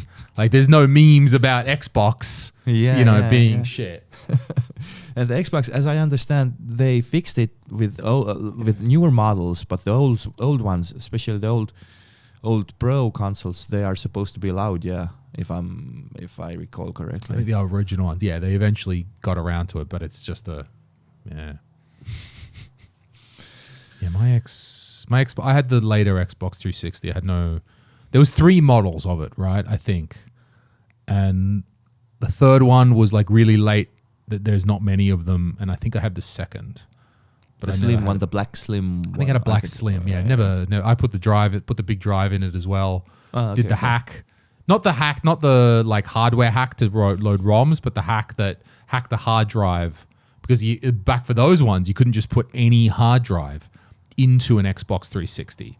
So the original Xbox, the white one, had this big fucking thing that went on the end of it, and then my one, the slim, had a small, basically regular hard disk that slotted in, but you couldn't put any hard disk in. It had to be like a fucking So you had to get a particular Western Digital drive and then use some program to install some particular sectors into it. There always needed to be a marking on a hard drive, not like on a physical hard drive, but like a symbol or something, a piece of software basically on the hard drive that Xbox would recognize the hard drive somehow. Yeah. So I think I had one of the models that would work, and I got that into my Xbox 360, and but then I don't need to use it anymore. I went and bought I was having a manic several years ago, having a manic episode, and I on a whim decided to buy an Xbox One from a Russian guy in Lastnama, which is where they all come from, really. And I've had the Xbox One since. Oh, I want to talk about we've only been going an hour 20. This is not much. I'm going to go to the toilet. Maybe you can go to the toilet as well if you would like. And let's talk about fighting games. Yeah. Because that's a deep topic with its own intricacies. Yeah, definitely. We can. Do you want to pause the thing? Oh, we'll just leave it. Well, I'll edit it. Okay. Let's go. Cool. We'll just leave it there. And yeah. Yeah. So we're back. Cool. Pull that one in nice and close. Yeah. Otherwise, it's going to be a bit too quiet. There we go. So we are both into fighting games, and fighting games are a particular interesting genre of video games. I don't know even where to start. So, I mean, a fighting game. It's two players on the screen, and they fight. I don't know. How would you describe a fighting game? Fighting game is a game where you have a bunch of characters, different characters, selectable characters for players to select. They all have different attacks and different attributes and different skills or effects or whatever you call them. And then you get to choose your character. You can either play against the computer, or you can play against your friend or whatever other person who chose another character. And basically you just have two characters on the screen fighting, like punching and kicking each other. And whoever runs out of health bar loses. And you have 2 rounds. You have to compete. You have to beat your opponent for 2 rounds. Typically, yeah. It can vary from game to game. It can vary, and that's about it. It's just 2 fictional characters fighting. But the beauty of the fighting games is when people know how to play fighting games, when they know their character and they know what buttons to press and when to press them. Then it's gonna be like a paper, rock, scissors game. I'm thinking that he's thinking that I'm gonna do that attack. So I'm going to do this, and then I'm going to cancel it and maybe bait him out to do something else so that he would make a mistake and I would be able to attack him or something like that. So, I mean, the beauty of the fighting games is actually that you can not know anything about fighting games and just randomly go over the buttons, rapidly just mash and see stuff happening on the screen. And if your opponent is on the same level as you can just mash those buttons and see what happens, and it's fun. And it's also fun to play against an opponent who really knows the game well, and it's going to be really close and all the strategies and everything. But the fighting game, usually it can bring joy to the beginners and to the hardcore fans as well. I think that's the main beauty of the fighting games. I think the fighting game genre can bring beauty when you're more evenly matched. Because to even back it up a level from beyond that, fighting games are interesting to me, and I like them because it's one-on-one. It's almost always one-on-one. I am competing against somebody else. That might be the computer. It might be my friend sitting next to me, next to the Xbox. It might be someone on the internet via some net code, but it's always one-on-one. Yeah. And one-on-one means that you lose. Like, someone is going to lose. We're going to have a little battle for 3 rounds, and I'm going to hit you, and then you're going to hit me, and then my health's going to go down, and your health's going to go down, and then someone's going to win that round, and someone's going to lose that round. And there's like a really small possibility for double KO, but it rarely happens. But you go to an extra round, and usually you don't double KO 3 times in a row. It usually doesn't happen. Doesn't happen. So you are competing against one other, let's say, individual, and in every game, somebody wins and somebody loses. And let's say a game, I don't know, lasts 90 seconds, couple of minutes at best, right? At best, a few rounds, lasts 90 seconds, a couple of minutes. That means you're either winning or losing every 90 seconds if it's a short, fast fighting game. Basically, yeah. Yeah. And usually it doesn't take the whole 90 seconds. Usually the round is done before the timer runs Less out. than 90 seconds, It's a rare thing in a fighting game. It means that both of the players, they either are super good or they have no idea, or the controllers are not connected when the timer runs out. There's usually when people are on the same level and when they actually play, it doesn't really take 90 seconds. Right, they go fast.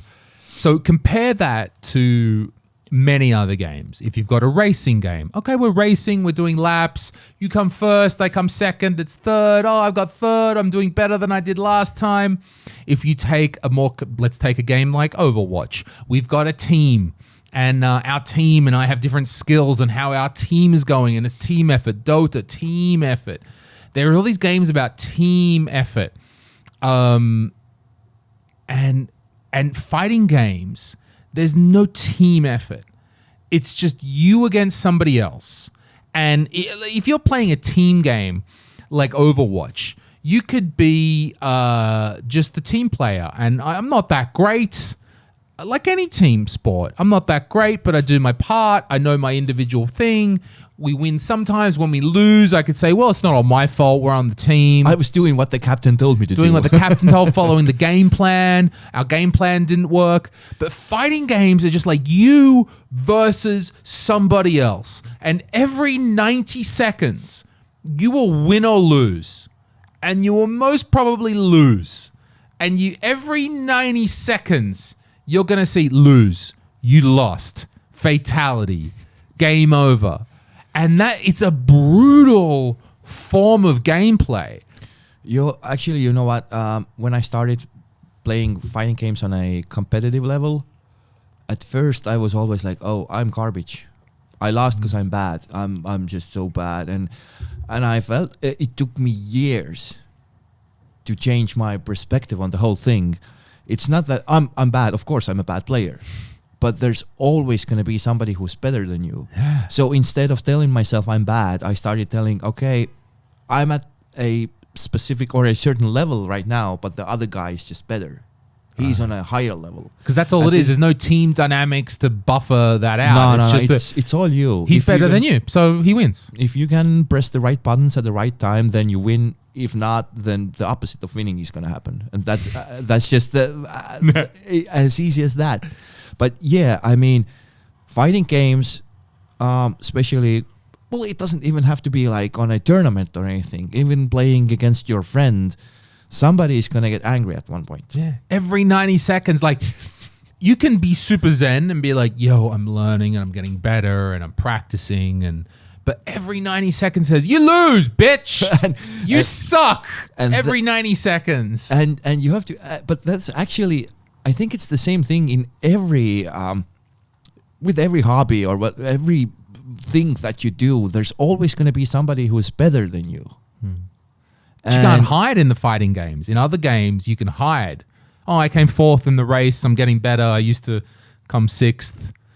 You know, our team had a better result over the last 6 hours of tournament play. We had a better result than we did last time. Like, nah, bitch, you died in 90 seconds. That guy just whooped your ass. Yeah. Dang. And it's weird because you can train. Like, you can take a fighting game that you like and you can play for hours and hours and go over the tutorials and see the combo videos from the internet and practice your combos and do all the necessary things and get ready for the tournament. And then you go to the tournament. Maybe you don't have the best morning. Maybe you have to like going to a foreign country. You have to wake up early. You go to the tournament. You haven't had your morning coffee. Something is kind of throwing you off. Then, oh my God, I'm going to have to play this guy. Because usually in the tournaments, everybody knows everybody. And you know the levels of different small players. Community, yeah. It's a small community, yeah. The community aspect actually is another cool thing about fighting games. But we'll get to that later. So, oh my God, I'm playing against this guy. Oh, but he used to win all the tournaments back in the days. Oh, and then you get super nervous. Then somebody says, round 1, fight. It starts. You get kind of nervous. You start making little mistakes. And then, boom! Suddenly, half of your health bar is gone, and it's gonna take a lot. It's gonna be a huge mental pressure to come out from that situation. So, I mean, mentally, fighting games, if you play them on a higher level, they can be really a burden in a way. But you have to know how to deal with losses. Because you're gonna lose a lot. Right, that's the bit I was just most fascinated along at first. Because I love that, because I was talking with my friend Sander, and Sander's really into Dota, like at a high level. Oh, okay, I didn't know that. He's really into Dota, and really at a high level, and that's a match that lasts quite some time, and there's a lot of strategy and the team effort that comes in. And he can't stand fighting games. Where I'm like, I can't stand your Dota with your strategy for 45 minutes. I'm like, don't get Dota. I mean, I respect all the Dota players because I know the learning curve of Dota. Exactly. But very skilled. I have no idea what's going on. There's a bunch of little dudes doing something on the screen. Something is happening. It's too complicated. Like I don't have enough time to get into it. I barely had enough time back a few years ago to get into fighting games. Because I think it's the same thing with every competitive gaming. It doesn't matter if you play Dota or fighting games or racing games. Once you get more into it, it's gonna consume more time. Sure. Like any sport, you've got to practice. I don't want to extend it out too far, but I do think depends on how good you want to be. Sure. Like how deep into the thing you want to get. That's also another factor. I think there's analogies that fighting games there is some level of straight up analogy to the martial arts. Now, of course, martial arts are on a totally different level, totally different thing. But the idea of one-on-one, the idea that there's technique, that if I'm learning jiu-jitsu, there's a move. And I've got to learn a particular move in this, if I'm in this situation with my opponent, he's got me on my back in this position, I need to possibly try this move. Put my leg here, my arm here, go up here. That's a jiu-jitsu move. And to me, that very much mimics what I'm doing in fighting games. I need to execute the up, the down. I need the cross, the down, the diagonal hit. There's a move that I need to execute in that position. And I'm going to be fighting against another person, and I'm going to be losing every few minutes. At the same time, I was about to say, when you press the up, down, whatever thing, everything is happening super fast. Your opponent is doing something else, maybe throwing fireballs at you. And then not only you have to correctly input the command to do the thing, to do the attack, you need to think about all the other things that if I'm going to do this, my opponent might jump or crouch or somehow block me, and then he or she is going to get a free hit. And there's a bunch of stuff happening at the same time. It's not only you thinking about putting in the right command to do a grab or to do a move. Sure. So in a fighting game, usually you've got a character on the screen, and then you've got your joystick, and you input a series of directions with button presses. You go down, up, across, button, and then that puts a move on. Yeah. And just to get to give you a bit more insights, everything you do to provoke your opponent. You never input random moves and hope maybe somebody is going to step in front of your fist. Everything you do in a fighting game, when it's like when you're playing against the human opponent, let's say I throw a fireball. Which is a projectile, essentially. Yeah. I'm a Ryu player. So in Street Fighter, I played the most classical character. Okay, I play Ryu as well. So so you never throw a fireball to do damage. You either want your opponent to jump, so you can use the Dragon Punch, or do some other thing, or you want him to block so that you can move closer. Fireballs are never meant to do that. They do damage, but the purpose of a fireball is different. And once you get the hang of it, once you understand how fighting games work, then it's not that different if you play Mortal Kombat or Tekken or Street Fighter, which are all different games with different command schemes. if you know the basics, they are called fundamentals in the scene. If you know the fighting game fundamentals, you can play every fighting game on a decent level. Sure, that there's this. It's a strategy to it. Right, it's almost like a more animated chess. Yeah, that's what they all say, basically. A really fast-paced chess game. But I'm looking at you, you're doing this, I'm going to fake you out with a fireball, try to provoke you into doing a jump, I'm then going to uppercut you when you try to jump, or use that to close the distance, or use that to create distance between us.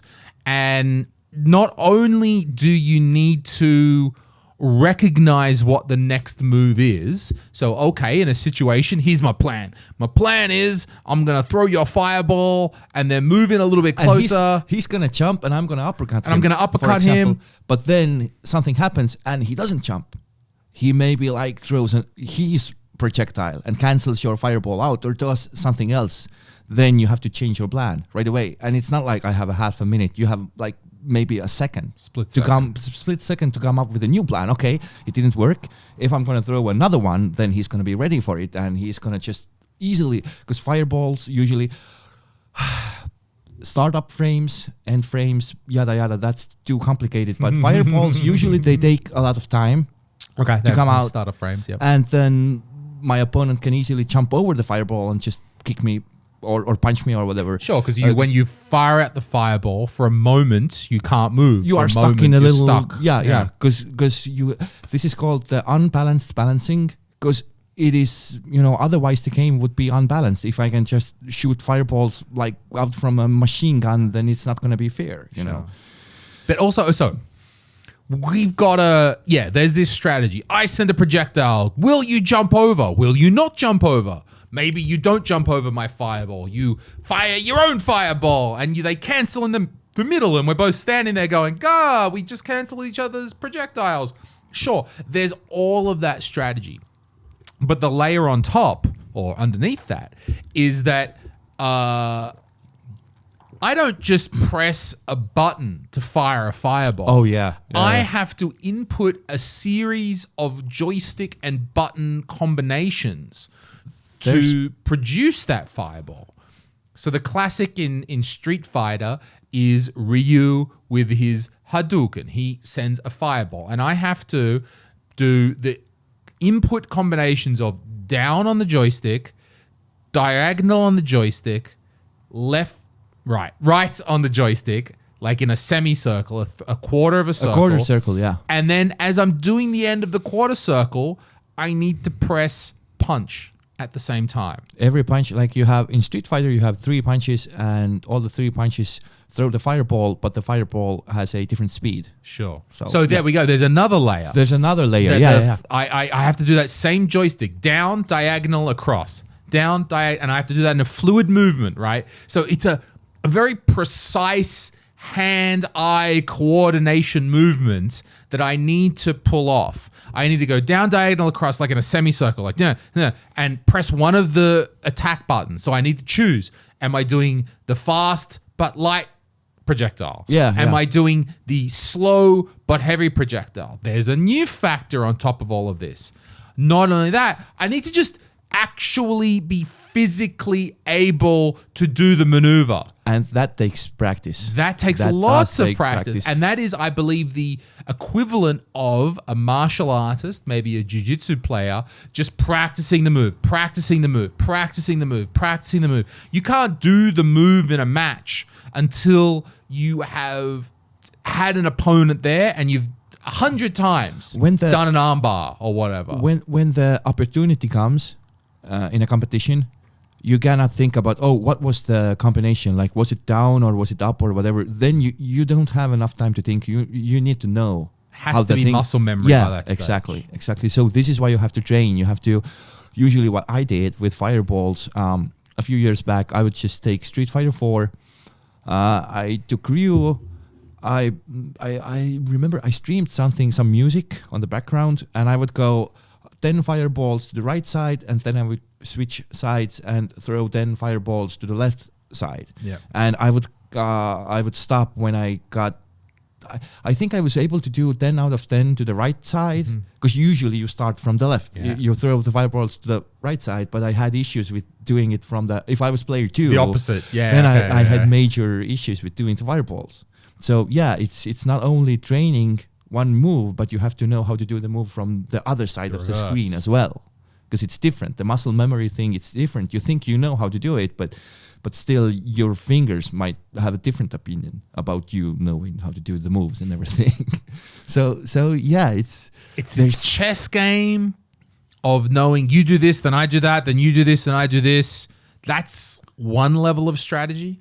But then there's the level of strategy that, okay, to do this, I need to do this fucking joystick and button combination, and I need to do it without thinking. I need to do it with muscle memory. I need to do it instantaneously, just like, okay, boom, fireball. Blah, blah. Yeah, you see a situation on the screen. You see the distance between the characters, and you already in your head you kind of know. Okay, I cannot do that, or I cannot do that. It's not gonna connect. I'm not gonna hit my opponent. The only options are this and this and this. You know, you always need to think like that, because there's no. I see a lot of people who, start playing fighting games, and then they are just on the other, like your opponent is on one end of the screen and he's on the other end of the screen, and he's mashing those buttons like crazy. None of the hits are actually connecting, and all I need to do is just throw them fireballs like all day, every day, and you're gonna lose because you're not even stepping closer. So there's a lot of layers that you need to keep your eye on. That's what I enjoy. That I enjoy the brutalness of it. That I'm gonna be told I'm terrible every 90 seconds, and that it's so hard. But then again, you don't need to like you had a really good point when you said that when the players are on the same level, like the skill level, right? You don't need to be on a higher level. Like if your opponent is on your level, you don't even have to know the game. You can just mash buttons, jump around a little bit. Yeah, sure. And it's gonna be fun because if the most fun, losing is bad when you lose. Like you get like ran over, like hit by a train. Right. Someone who's much better than you will just destroy you in like 10 seconds. You're not going to be able to even block or do anything. You're going to get destroyed. But the fun aspect comes out when the matches are going to be like super close. Like when it's going to come down to a few final punches, like who takes the round.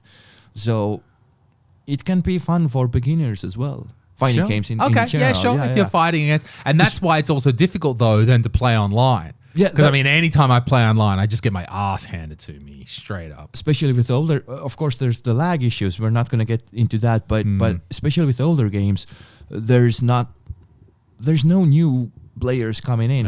Everyone playing is the veteran of the game, and you're going to get destroyed. So maybe if you got a more current fighting game, maybe Street Fighter V, but I was only playing, because I only have Xbox One, so I was playing Street Fighter 4 with backwards compatibility on my Xbox One, and there's only veteran dudes who would hand me my ass every single time. But Street Fighter 4 is a great game so to get good. into the fighting game thing. It's so good. It's a brilliant game, yeah. But the only reason why I was telling that was that we were getting like super technical about all the aspects and everything, but you don't have to get that technical. You can just enjoy the game with your friend and just randomly play and see what happens, and you don't have to know the moves. Or fighting games they don't need to be played on a competitive level. They can be played as just normal regular games. And what do you think is okay? Because that's a good point, because that is fighting games have a little bit of a renaissance in the last. Sorry, what I just thought about was you were telling about Dota. Yeah, like when it comes to fighting games. A random person can take a controller and just put the controller on his lap and just do that, and stuff happens. But you don't see anybody picking up Dota and going like this over the keyboard and doing random things. Sure. Like this is the fighting games is the only genre where even a baby can do something, basically. But then also high level pro skilled, top level guys also has that depth. As well, Because fighting games had a problem around that 2000, the year 2000, was that Street Fighter 2 was an amazing thing. There were kids like me playing it in the arcade. Then they tried to evolve Champion Edition, and then the next thing, and then we had Street Fighter, we had Alpha and Street Fighter 3, and they got so technical and so detailed that it was hard for just casual people to get into it, and that led to pretty much a death of the formula for many years. And it's really only been in the last 5 years or more that fighting games have made a resurgence, I think, in popular video games, because we've got they've understood like how to find that balance between, there's depth, but we can also just still have fun with it too. So I think the redemption game when Street Fighter 4 and Mortal Kombat 9 came out. Because then they came closer to the casual player. Because the games weren't that technical anymore. But Street Fighter 3, it's a good game. It's an awesome game, but it's difficult. Even the projectile moves, you have to be super precise. In Street Fighter 4 or in Mortal Kombat, you can be a bit sloppier, but Street Fighter 3 was more of a, it had more professional touch added. I agree. Yeah, it was. It was. Yeah, I played a little bit, but not so much do I play Street Fighter 3. I started playing 3 a bit after 4 when I was more comfortable with fighting games, because at first I had no idea how to play Street Fighter 3. It was too complicated. Yeah. And after I got more comfortable with the fighting games in general, then I started playing the third one, but just like a tiny bit, because training, when it comes down to the training part, it's fun to train with friends. Sure. Like you would have the community come to a specific place or to somebody's house, and you would have those training sessions, and you would have different, like people would bring their consoles and TVs. You would do multiple setups and play, and that's the fun part of the training thing. It's not only you listening to music, throwing Hadoukens all day. It's more of a community thing as well. Like you get to play your friends, and then you get to play those friends again at the tournament, and then you already kind of. That's also another layer.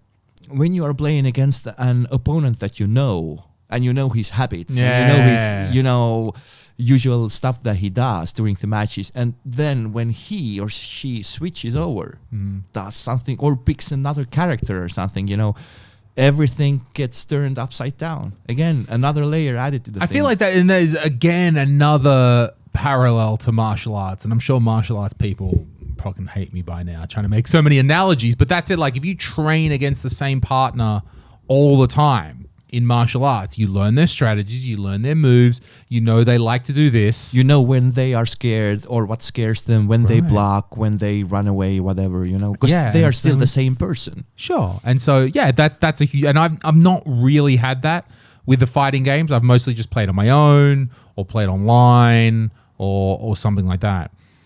So that group atmosphere, and that's always, we've got a small community here in Estonia, as I understand, but not huge. Not like if we're in America, you could be seeing matches, all the time.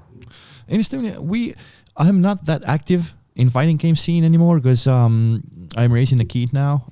He's gonna turn 4 in September, so I simply don't have enough time to train anymore, and that's the main reason why I don't play anymore, because it's just getting into a new game, even if you know the fundamentals, it's going to be a bit difficult to pick up a new game, and you need to invest a certain amount of time into it. Even if you know how to throw fireballs, the commands are usually the same, but still you need to learn the specifics of the game if you want to get to the competing part. That definitely holds me back. I think that I love fighting games, but I tend to play a lot of Street Fighter, and I tend to always play Ryu. And I'm wondering... But that's perfectly fine. If you like playing Street Fighter with Ryu, and if you don't feel like you want to take part in competitions, then that's perfectly fine. Video games are meant to be fun, I guess. you don't necessarily... Nobody needs to push themselves with fighting games or with any games, actually. No, I guess not. I think that maybe to be more well-rounded, I might like to try some different characters or something, but I need to devote that time. And every time, I guess I don't play enough, and then I fire it up and I'm like, I know Ryu, I'm going to play Ryu. I know those moves. I know that I've got that muscle memory. with him. So you know what? With me, it was like that. When I started competing, it was all fun. Like I had gatherings at my house with my friends. We would play, we would train. I would meet more people, like new people. I was doing some organizing some tournaments myself. It was a community thing and a fun thing to do. But just like a few years ago, you know, when you become a bit better player, when you're not the casual anymore, you're running for the higher ranks. But like I said, there's always going to be people who are better than you and people who might have more time on their hands so that they can train more. And with me, it got a bit frustrating because I knew that if I'm not going to invest time into the game, I'm not going to win. These guys are always going to be better if I don't train more, but I don't have enough time or energy to train. So this is why I'm not being super active on a competitive scene anymore because I'm not as good. This makes sense. And again, I really feel like this parallels real life martial arts. That at some stage... Or sports in general. Sports even, yeah, sports in general. You get to some stage at football that you understand, like, I'm pretty good, we play some matches, I'm great, but they're the guys being pro. Yeah, Arsenal is always going to be better team than ours. They've always putting in more time, and I think that's just... I really feel like it's a natural progression of any sport or any thing that you want to do. Those guys are super devoted to it. They've got the time, the life situation to be able to deal with it, and...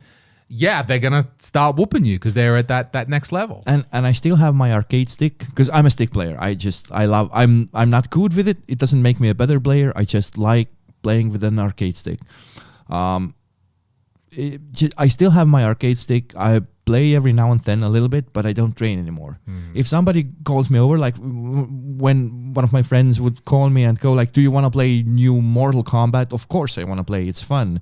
Yeah. But I don't want to be competitive anymore. I can even go to a tournament, like if they're playing Street Fighter 4, with what they are not doing in Estonia. But if they would have a Street Fighter 4 tournament, of course I would go. I would definitely take part, but I don't even care about the result. I would just go there and have fun. But I remember a few years back, you know, once you start being in the... I was never the best guy, but I was usually top 3. Mm-hmm. And when you become the top 3 guy, you know, you expect being... You don't want to do worse than you did the last time. Sure, that's very human. And then you're going to put some additional pressure on yourself. Like, I need to win this. If I lose to this guy, then I'm going to go to the losers bracket. Then there's going to be this opponent. You know, something took the fun out of it for me. Well, it's a highly competitive thing. I mean, it's one-on-one. And you don't... I will win, you will lose. That triggers basic shit in our human brains. It makes sense what you say. I think so, yeah. And there's no payoff.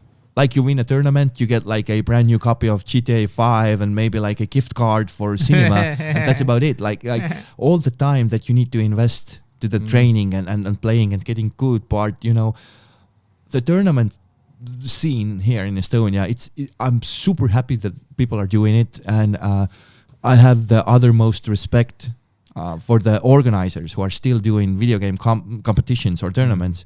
But it's just... you cannot do it here. Fighting games here in Estonia, they cannot be really played as a professional gamer level, on a professional gamer level, because you're not gonna... You cannot make a living out of it. No, you can't make a living out of it. No, that's true. Maybe somewhere, if you're really good and if you are willing to travel to different competitions and really take it to a really high level, then it's all, of course, it's possible.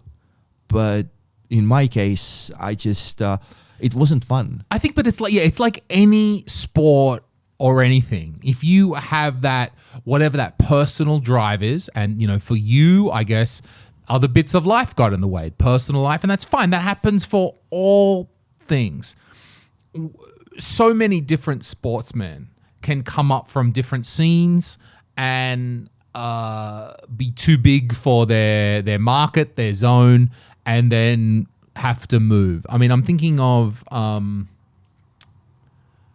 okay, the first thing I'm thinking of is that as a player, as a sportsman, as a martial artist, as I keep drawing the comparison to. That's actually a good comparison. You shouldn't be training because you want accolades. Just as with a jiu-jitsu player should not be training because they want to absolutely make it to the next belt. I've got to make it to the blue belt, make it to the brown, make it to the purple. Like, a jiu-jitsu player should not be focusing on belts. They should be focusing on being the best jiu-jitsu player they can, being better. And then if you are better and you're honing your work and being humble and being the best you can, then, you know, eventually you will be recognized. But if you're like, oh, I got my fucking sensei or whatever they're called, didn't give me the next belt, I'm annoyed because I'm at that level. That's the wrong attitude to have. The first thing is you've got to just love playing it. And I just want to get better at doing it. And I think that also translates over to, particularly to the fighting game, that you just love doing it, you just love playing it, and I draw that internal satisfaction from it. Then we could talk about scenes and the scene we're at, and then it becomes, well, I've got to devote all of this time to this thing, and that requires many hours in the day, and they're hours that I could be out earning a living and paying for my family and earning a wage. That Not getting frustrated. That's huge parts. So I've got to spend all of these hours just because I love it, apparently. And I've got to spend all these hours that are unpaid when I've got a family and I've got real life and I've got all that stuff telling me, hey, man, we all need to pay the rent. And that's a good point, because I've never thought about it this way. I think that's the main reason why I gave up playing fighting games competitively. Because at first, it wasn't I have to spend hours. It was I want to spend hours because I want to be better. And I got kind of good. Well, okay. Yeah, sure. Good. It's fine. It's all right. I don't mind being humble. Yeah. And I mean, obviously it was enough for me. I think I lost the urge of being even more better. And that's okay. Otherwise, I would have trained harder. Yeah. It's totally okay. Like we said before, video games are meant to be like a fun pastime, basically. Right. You can play them on a competitive level. There's nothing wrong with it, but you need to have the right purpose for doing it. Because eventually you're a competitor. As in the name would imply, competitive games means you're a competitor. And nobody goes to the competitions to lose. Everyone wants to win. Nobody's, I hope I lose this time. Right. Like, nobody ends up because I think it can be done. I mean, if you were in the mindset, if you were, again, I'll draw the comparison to martial arts. If you're a jiu-jitsu player, there are certainly top-level jiu-jitsu players in Estonia. Absolutely. Very high black belt, respected international jiu-jitsu players in Estonia who did what they had to do. I guess travel, and then a combination of travel and working internationally, but then also bringing the sport back here and growing it here. I'm trying to think of an example that's with video games, maybe in Smash Brothers, Armada from Sweden. So one of the greatest Super Smash Brother players ever, from Sweden, not that much larger than our market. Sure, there's more in Sweden, but not like crazy more. They have actually, you know what? The scene is way better in Sweden, in Scandinavia, and overall. Finnish Street Fighter players can destroy our Street Fighter players. Dang. Somehow, I don't know how it works, but somehow the scene is different, and it's helping out. I mean, okay, so it does make a difference. I might grant you Sweden, but you think even Finland? Yes, I play Street Fighter. Put joystick button, kill now. No, but the language has nothing to do with it, or the accent. It's some Japanese players don't even know how to speak that well in English. So I think it has something to do with the community and the scene, and you have to have. People need to know about it. This is right now. It's just two guys, going over the topics and everything. But if you have tournaments, you can have different people, newcomers joining in, sync the game. You can tell them like the specific mechanics, and you can see if they're gonna like it or not. And you can grow the community. This is also something that I really enjoyed about putting together tournaments. When I organized tournaments, I was never like, oh, I want to win or I want to get the grand prize. It was mostly about I want to hang out with some people that I get to play fighting games with, and maybe we'll meet some new people coming in from whatever place. And we had some. I recall a few times where a random guy somewhere just drops off, comes to the tournament. Oh, I have been playing for years. I had no idea that Estonia actually has a community or something. It's such a fun thing that you guys are doing here. I think that's the right reason for anybody to do this thing, to be an organizer or to be the competitor.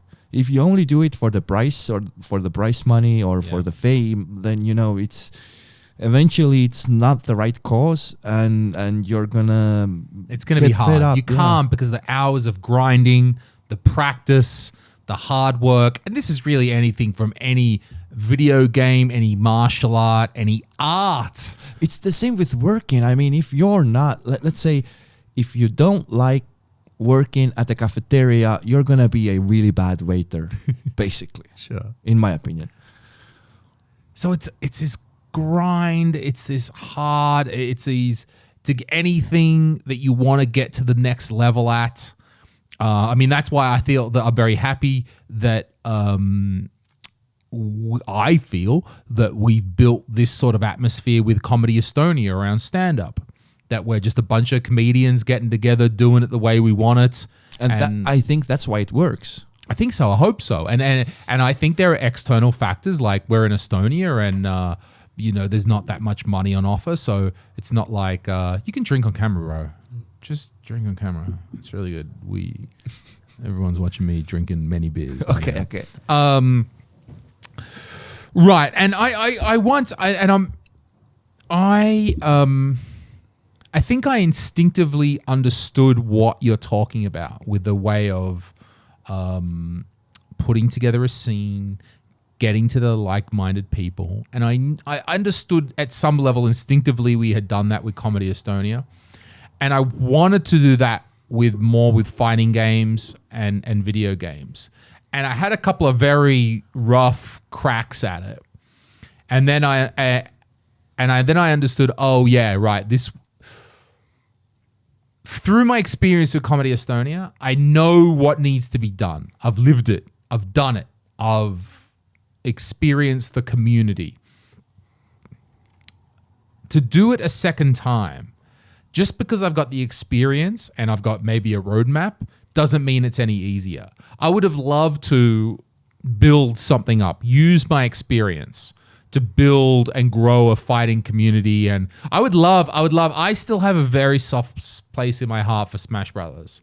I'm not great at it, but I just think it's a very interesting fighting game. It is. And I would love to have grown that. And I even had a crack. I really was thinking about how can I grow this in Estonia. And the only thing that really stopped me in the end was like, bro, we're going to focus on comedy. Like you can't, there's only so many hours in the day. If you want to grow a scene, let's say you want to grow a scene, then you have to be consistent. Yeah. Like you have to have tournaments every month. You need to speak to people. It cannot just be you're going to put a ad to Facebook and hope that people are going to show up. You're going to have the personal approach and everything, like you did with Comedy Estonia, basically. Right. And it's a lot of work to replicate that for something else. And the only reason why I was doing it was I didn't consider it being work back in the days. It was just a fun thing to do. And I would have done it anyways. But it gets to work. Did you need to? But you're looking at your clock. Do you need to go or something? No. I'm cool. I'm still cool for like 20 minutes or so. Okay, we got 20. I gotta go. Actually, I was supposed to be somewhere at 5:30, but fuck it. But anyway, let's on fighting games. Since let's say we want to wrap it up in 10 or 15 or 20. Another thing about fighting games is you briefly mentioned earlier the fight stick, the joystick. So you can either use with consoles. Yep.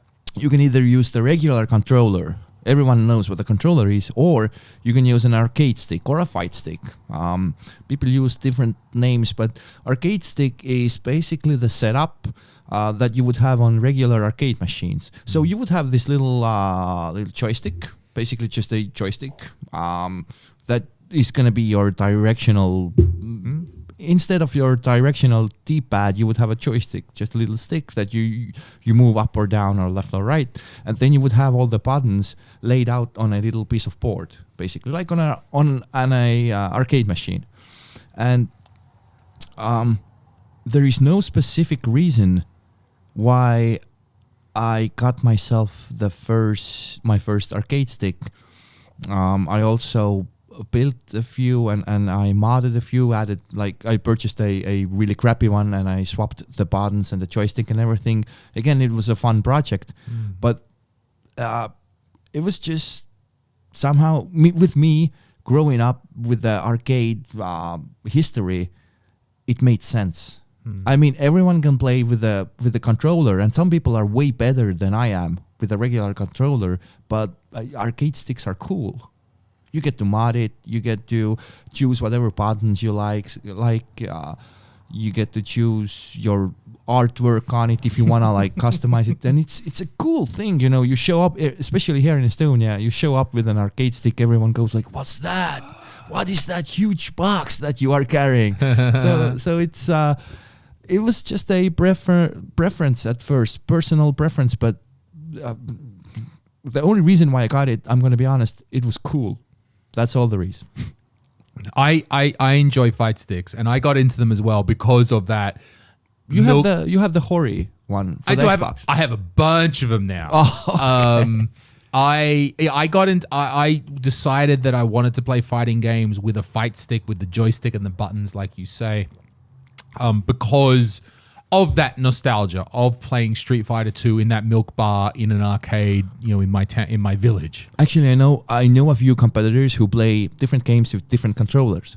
Like, for example, for some games they use arcade sticks, and for some games they use pads because it's convenient. Sure. But with the different inputs that each game needs, that somehow they feel that are. I'm not, like, some people can correct me again on the internet, but I'm not a Tekken player. I don't like Tekken. It's too difficult for me. Yeah. But some experts say that Tekken is easier to play with a regular controller than with an arcade stick because of the backdash cancelling, which is a technical thing, yada yada. Also, because, I mean, is there some history there that Tekken was originally a console thing? It was not really an arcade game. I don't know, because at first I know that Tekken 1 came out for the arcade machines as well, but I don't know. But it was really PlayStation. It was really console. Like Street Fighter, we know, was legit arcade. That's where its legacy was made. I know what you mean. Tekken 3 definitely was a console seller when we are speaking about PlayStation 1. It was a definite console seller. For some people. So for me, to go to the fight stick was to me, that was the place to play. And it's almost an analogous or similar situation that I have a problem. I mostly play on console now because I don't have a really powerful PC. I've just got a Mac and some fucking Windows laptop, whatever. And so I mostly play on console. And when I'm playing first-person shooters on console, I don't play them. I also don't play racing games anymore on console because I can't play with a fucking controller. I cannot play Doom, the latest Battlefield or the latest Doom Eternal with a controller. I am a mouse and keyboard kid. I learned how to play. I love Quake 3 Arena with a mouse and a keyboard, and I just can't fucking do it with a controller. And in the same way, I just can't play a fighting game with a controller. I need the fight stick. Especially when you said you are playing with Xbox 360. That's probably the crappiest D-pad that you can think of. Yeah, so there's a quality there. So I got into fight sticks as well. And like you say, the fight stick is basically a box, and it's got a joystick bolted in, and it's got 6 or 8 buttons there, and you put it in your lap, and it plugs in. But I think that, I have, like you, have also gone deep in understanding the joystick models. Is it a JLF? Is it a Famitsu? Is it the buttons? Are they Sanwa or Famitsu buttons? Like, they're just fucking buttons, but somehow the model and the manufacturer of just the button, just like, you can just show me any fight stick and I can just go, just hit the button and I can tell you, like that, is that a good button or not a good button? You're like, well, it's a fucking button. What do you want? You press it. But You just know. That's why we have those different manufacturers. Like Seimitsu buttons are totally different than Sanwa. Yeah. But they look the same. Absolutely, they look the same. You wouldn't and the know. feel is different. Yeah. And it's like, why would that make a difference? But it's, if we bring it back to our conversation about the fighting games have these very precise inputs that you need to input with muscle memory in the moment, that the smallest micron of difference between the buttons, the smallest feel of this joystick, the little spring that gives the tension to the joystick can make a difference. Huge when difference. you know what you're doing. Sure, you have a thicker spring, heavier. I took in my ones, I was swapping out for a heavier spring, so it was a little bit heavier to turn because I liked that more. Heavy was too heavy, so I took two lights, put them together, and then add them to the joystick. So you can customize them crazy. Although it's a fun thing, it doesn't make you better. Like you can have that's true. the best setup ever, and you can still lose. That's true. All the games. But it's fun. I mean, modding. And they're not even that complex. That if you open up really any fight stick, it's they're not complicated things. Yeah, it's a regular controller. Some buttons. There's some wires, some buttons, the joystick. Now you can disassemble a joystick. It's not that hard to disassemble. These are exactly the same. They work the same way as a regular joystick. Oh, sorry, a regular arcade. It hasn't changed. Like it hasn't changed since the 90s. Since they were invented in the arcade, we're basically using the same mechanical technology. No, and nowadays what I meant was the buttons and the joystick. They do the absolute same thing as the buttons on the regular controller. Right. So it's just a regular controller. Just pressing that. Buttons are on different layout, and that's all there is. And the why would we just swap the buttons? Because this brand feels. I mean, I'm all in with Sanwa. So fighting game wise, I would have to say Sanwa is also my number one preference. But when we play like beat 'em ups, like the ones when you walk down like Cadillacs and Dinosaurs and Punisher, then in my opinion Seimitsu is a bit better because they are more durable. Because you need more force to press them, and they don't break so easily. Sanwa is for precise, very precise, very twitchy. But with Seimitsu and with the Crown, the US company, the Crown, you can go crazy. You can just mash like crazy, man. So they do make a difference. The buttons do make a difference. They do. So I this time when I was in Japan in January, I was really on a kick of fight sticks. And I came back with probably no less than 8 or 9 different fight sticks. How did you extra garage? I got 2 bags. I got 2 bags. My pride and joy. So you do say you are correct. I have for the Xbox One, I have the Hori stick, which I have since replaced with Sanwa buttons and Sanwa stick. So I've replaced that out. That's for the Xbox One. I never liked Hori buttons. Or the Hori joystick. They're not. It's just Hori. Some people say that it's a really good. It is. It's a medium, like a medium. That's it. But it's not like low quality. It's more medium. Yeah. It's like it's straight up Hori just wanting to keep profits for themselves and not buy Sanwa buttons. You're a company and they're like, well, we'll just make our own buttons. We need to buy the Sanwa. And people are still using it. Right.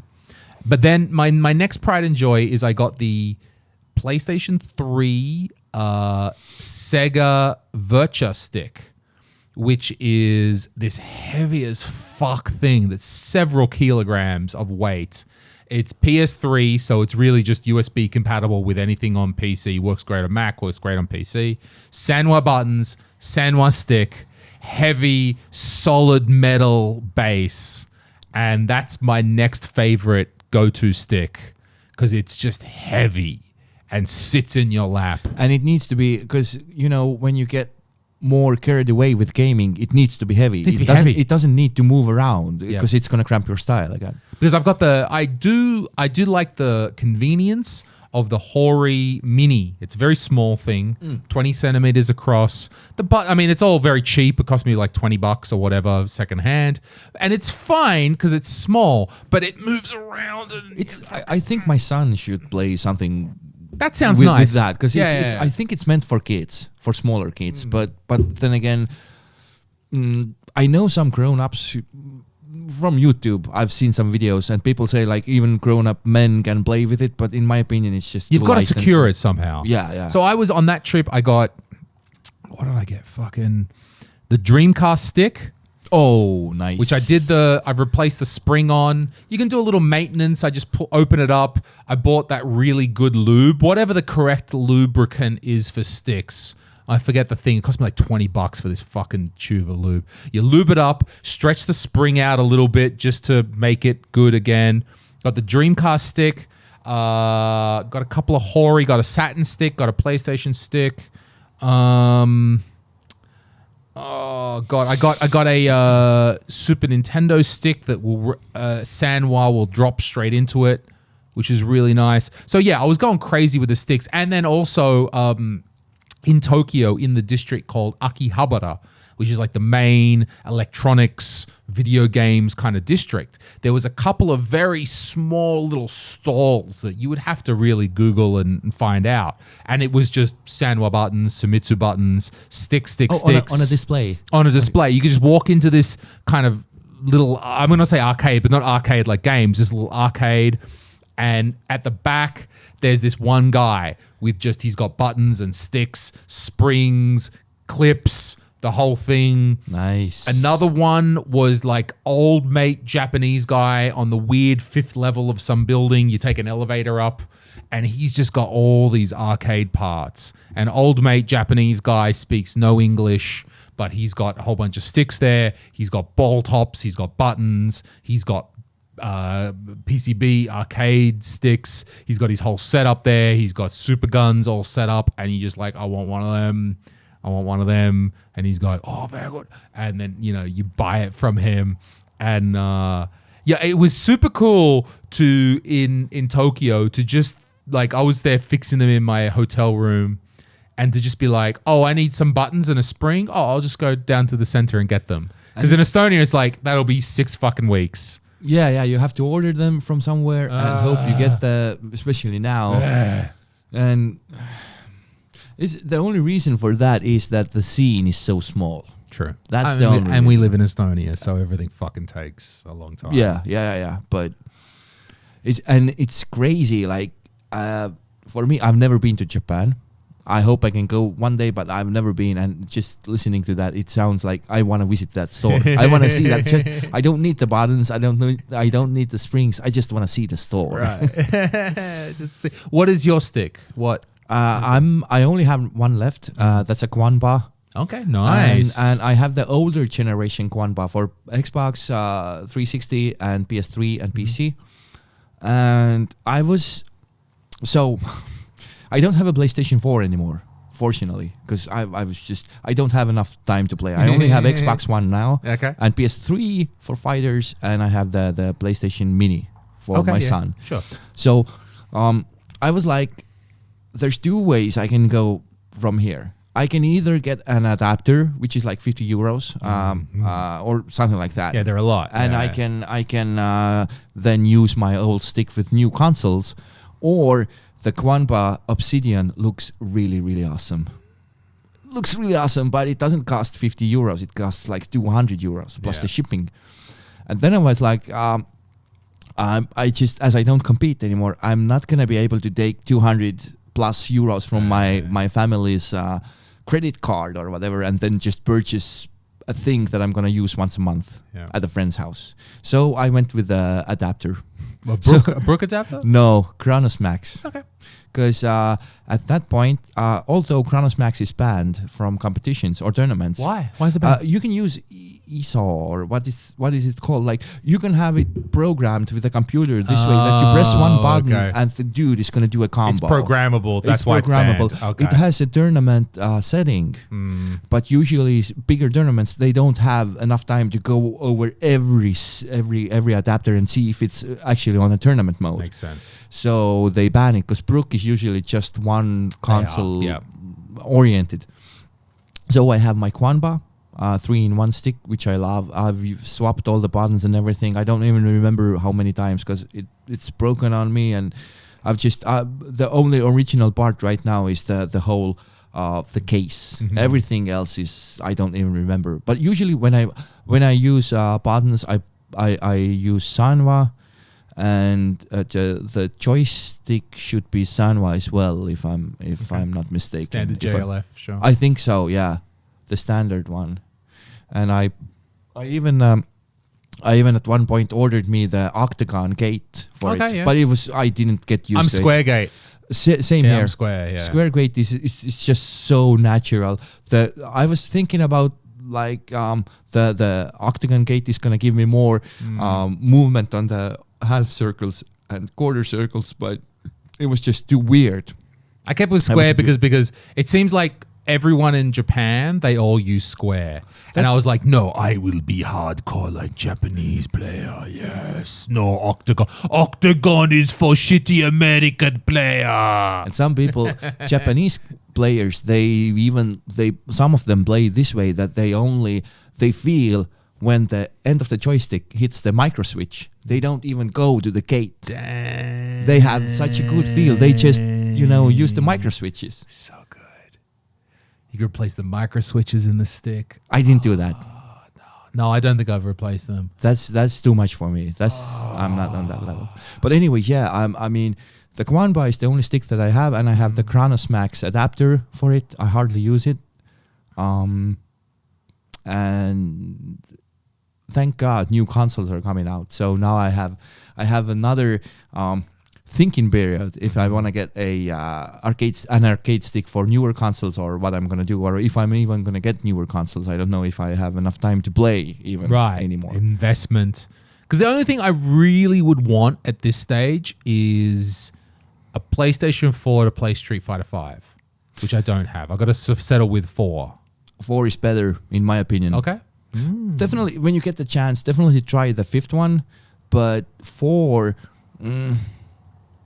that's just an old boomer ranting right now, but Street Fighter 4 is not like combo heavy. You don't have to you do have to optimize, but you can kind of express yourself with your combos. There can be long combos in that game, but you can just use a few attacks and still win. But Street Fighter 5 is all about the really optimized long ass combos. So if you see every Ryu does the exact same thing, because that's the best thing that he can do. There's like bad combos and good combos, in my opinion, in Street Fighter 5. Although I haven't played the last seasons. I haven't played it for a year now, maybe even more. But when it came out, it was all about the, getting the new players in, and then kind of like I don't like it. Right. It's as I understood, it was a little bit like easier on the inputs as well, easier to help the new players. That's not even for me. I'm a sloppy guy. I don't even. I'm not complaining about that. But it's just, if somebody picks a certain character, you already know what he's gonna do. Right. Because it's more about the characters, not about the person sitting next to you. Street Fighter 4 is all about the person sitting next to you. If that makes any sense. It does. I mean, I'm hoping that, Microsoft have promised with the Series X, the new one, that everything will be backwards compatible. So I'm like, well, cool. I've just decked out my Xbox One controller with Sanwa shit. So you're telling me that if I got the new Series X, that I should be able to plug that into the new thing. So I'm like, all right, I'll stick with. But a lot of times, actually, when I'm playing fighting games, because I'm going so retro. Yeah, let's wrap it up. When I'm going so retro, I'm using the Virtua Stick PC, because it plugs straight into the Mac, works fine with emulation, works fine with OpenEMU, that I can emulate World Warrior, Street Fighter 2, this sort of stuff. So, all right, man. Yeah, look, it's 2 hours. I've actually had shit that I was supposed to go do already. Same here, man. Well, it's all good. Thank you for coming along, though, man. Thanks, man. Just talking about video games, we could do this. We can just do it again. Let's do it another one. Why not? We can go crazy. We can we can see what the comments are gonna be. It is, and I love about this. Like, we just say what the episode is, and people can listen. And if they're into it, if they're not, they don't have to listen. And like, there's no rules. I love this. There's no rules. Fuck it. Like we can do 20 of these, and as long as we say, "Hey, nerd video game episode," and people can choose to listen or not. And what do you think? How many people actually knew that you were a collector and you were big about video games? Like, I don't know, because I've been, I guess in different, like maybe if they follow my Instagram, they've seen me in Japan or something like that and seen what I do, I guess.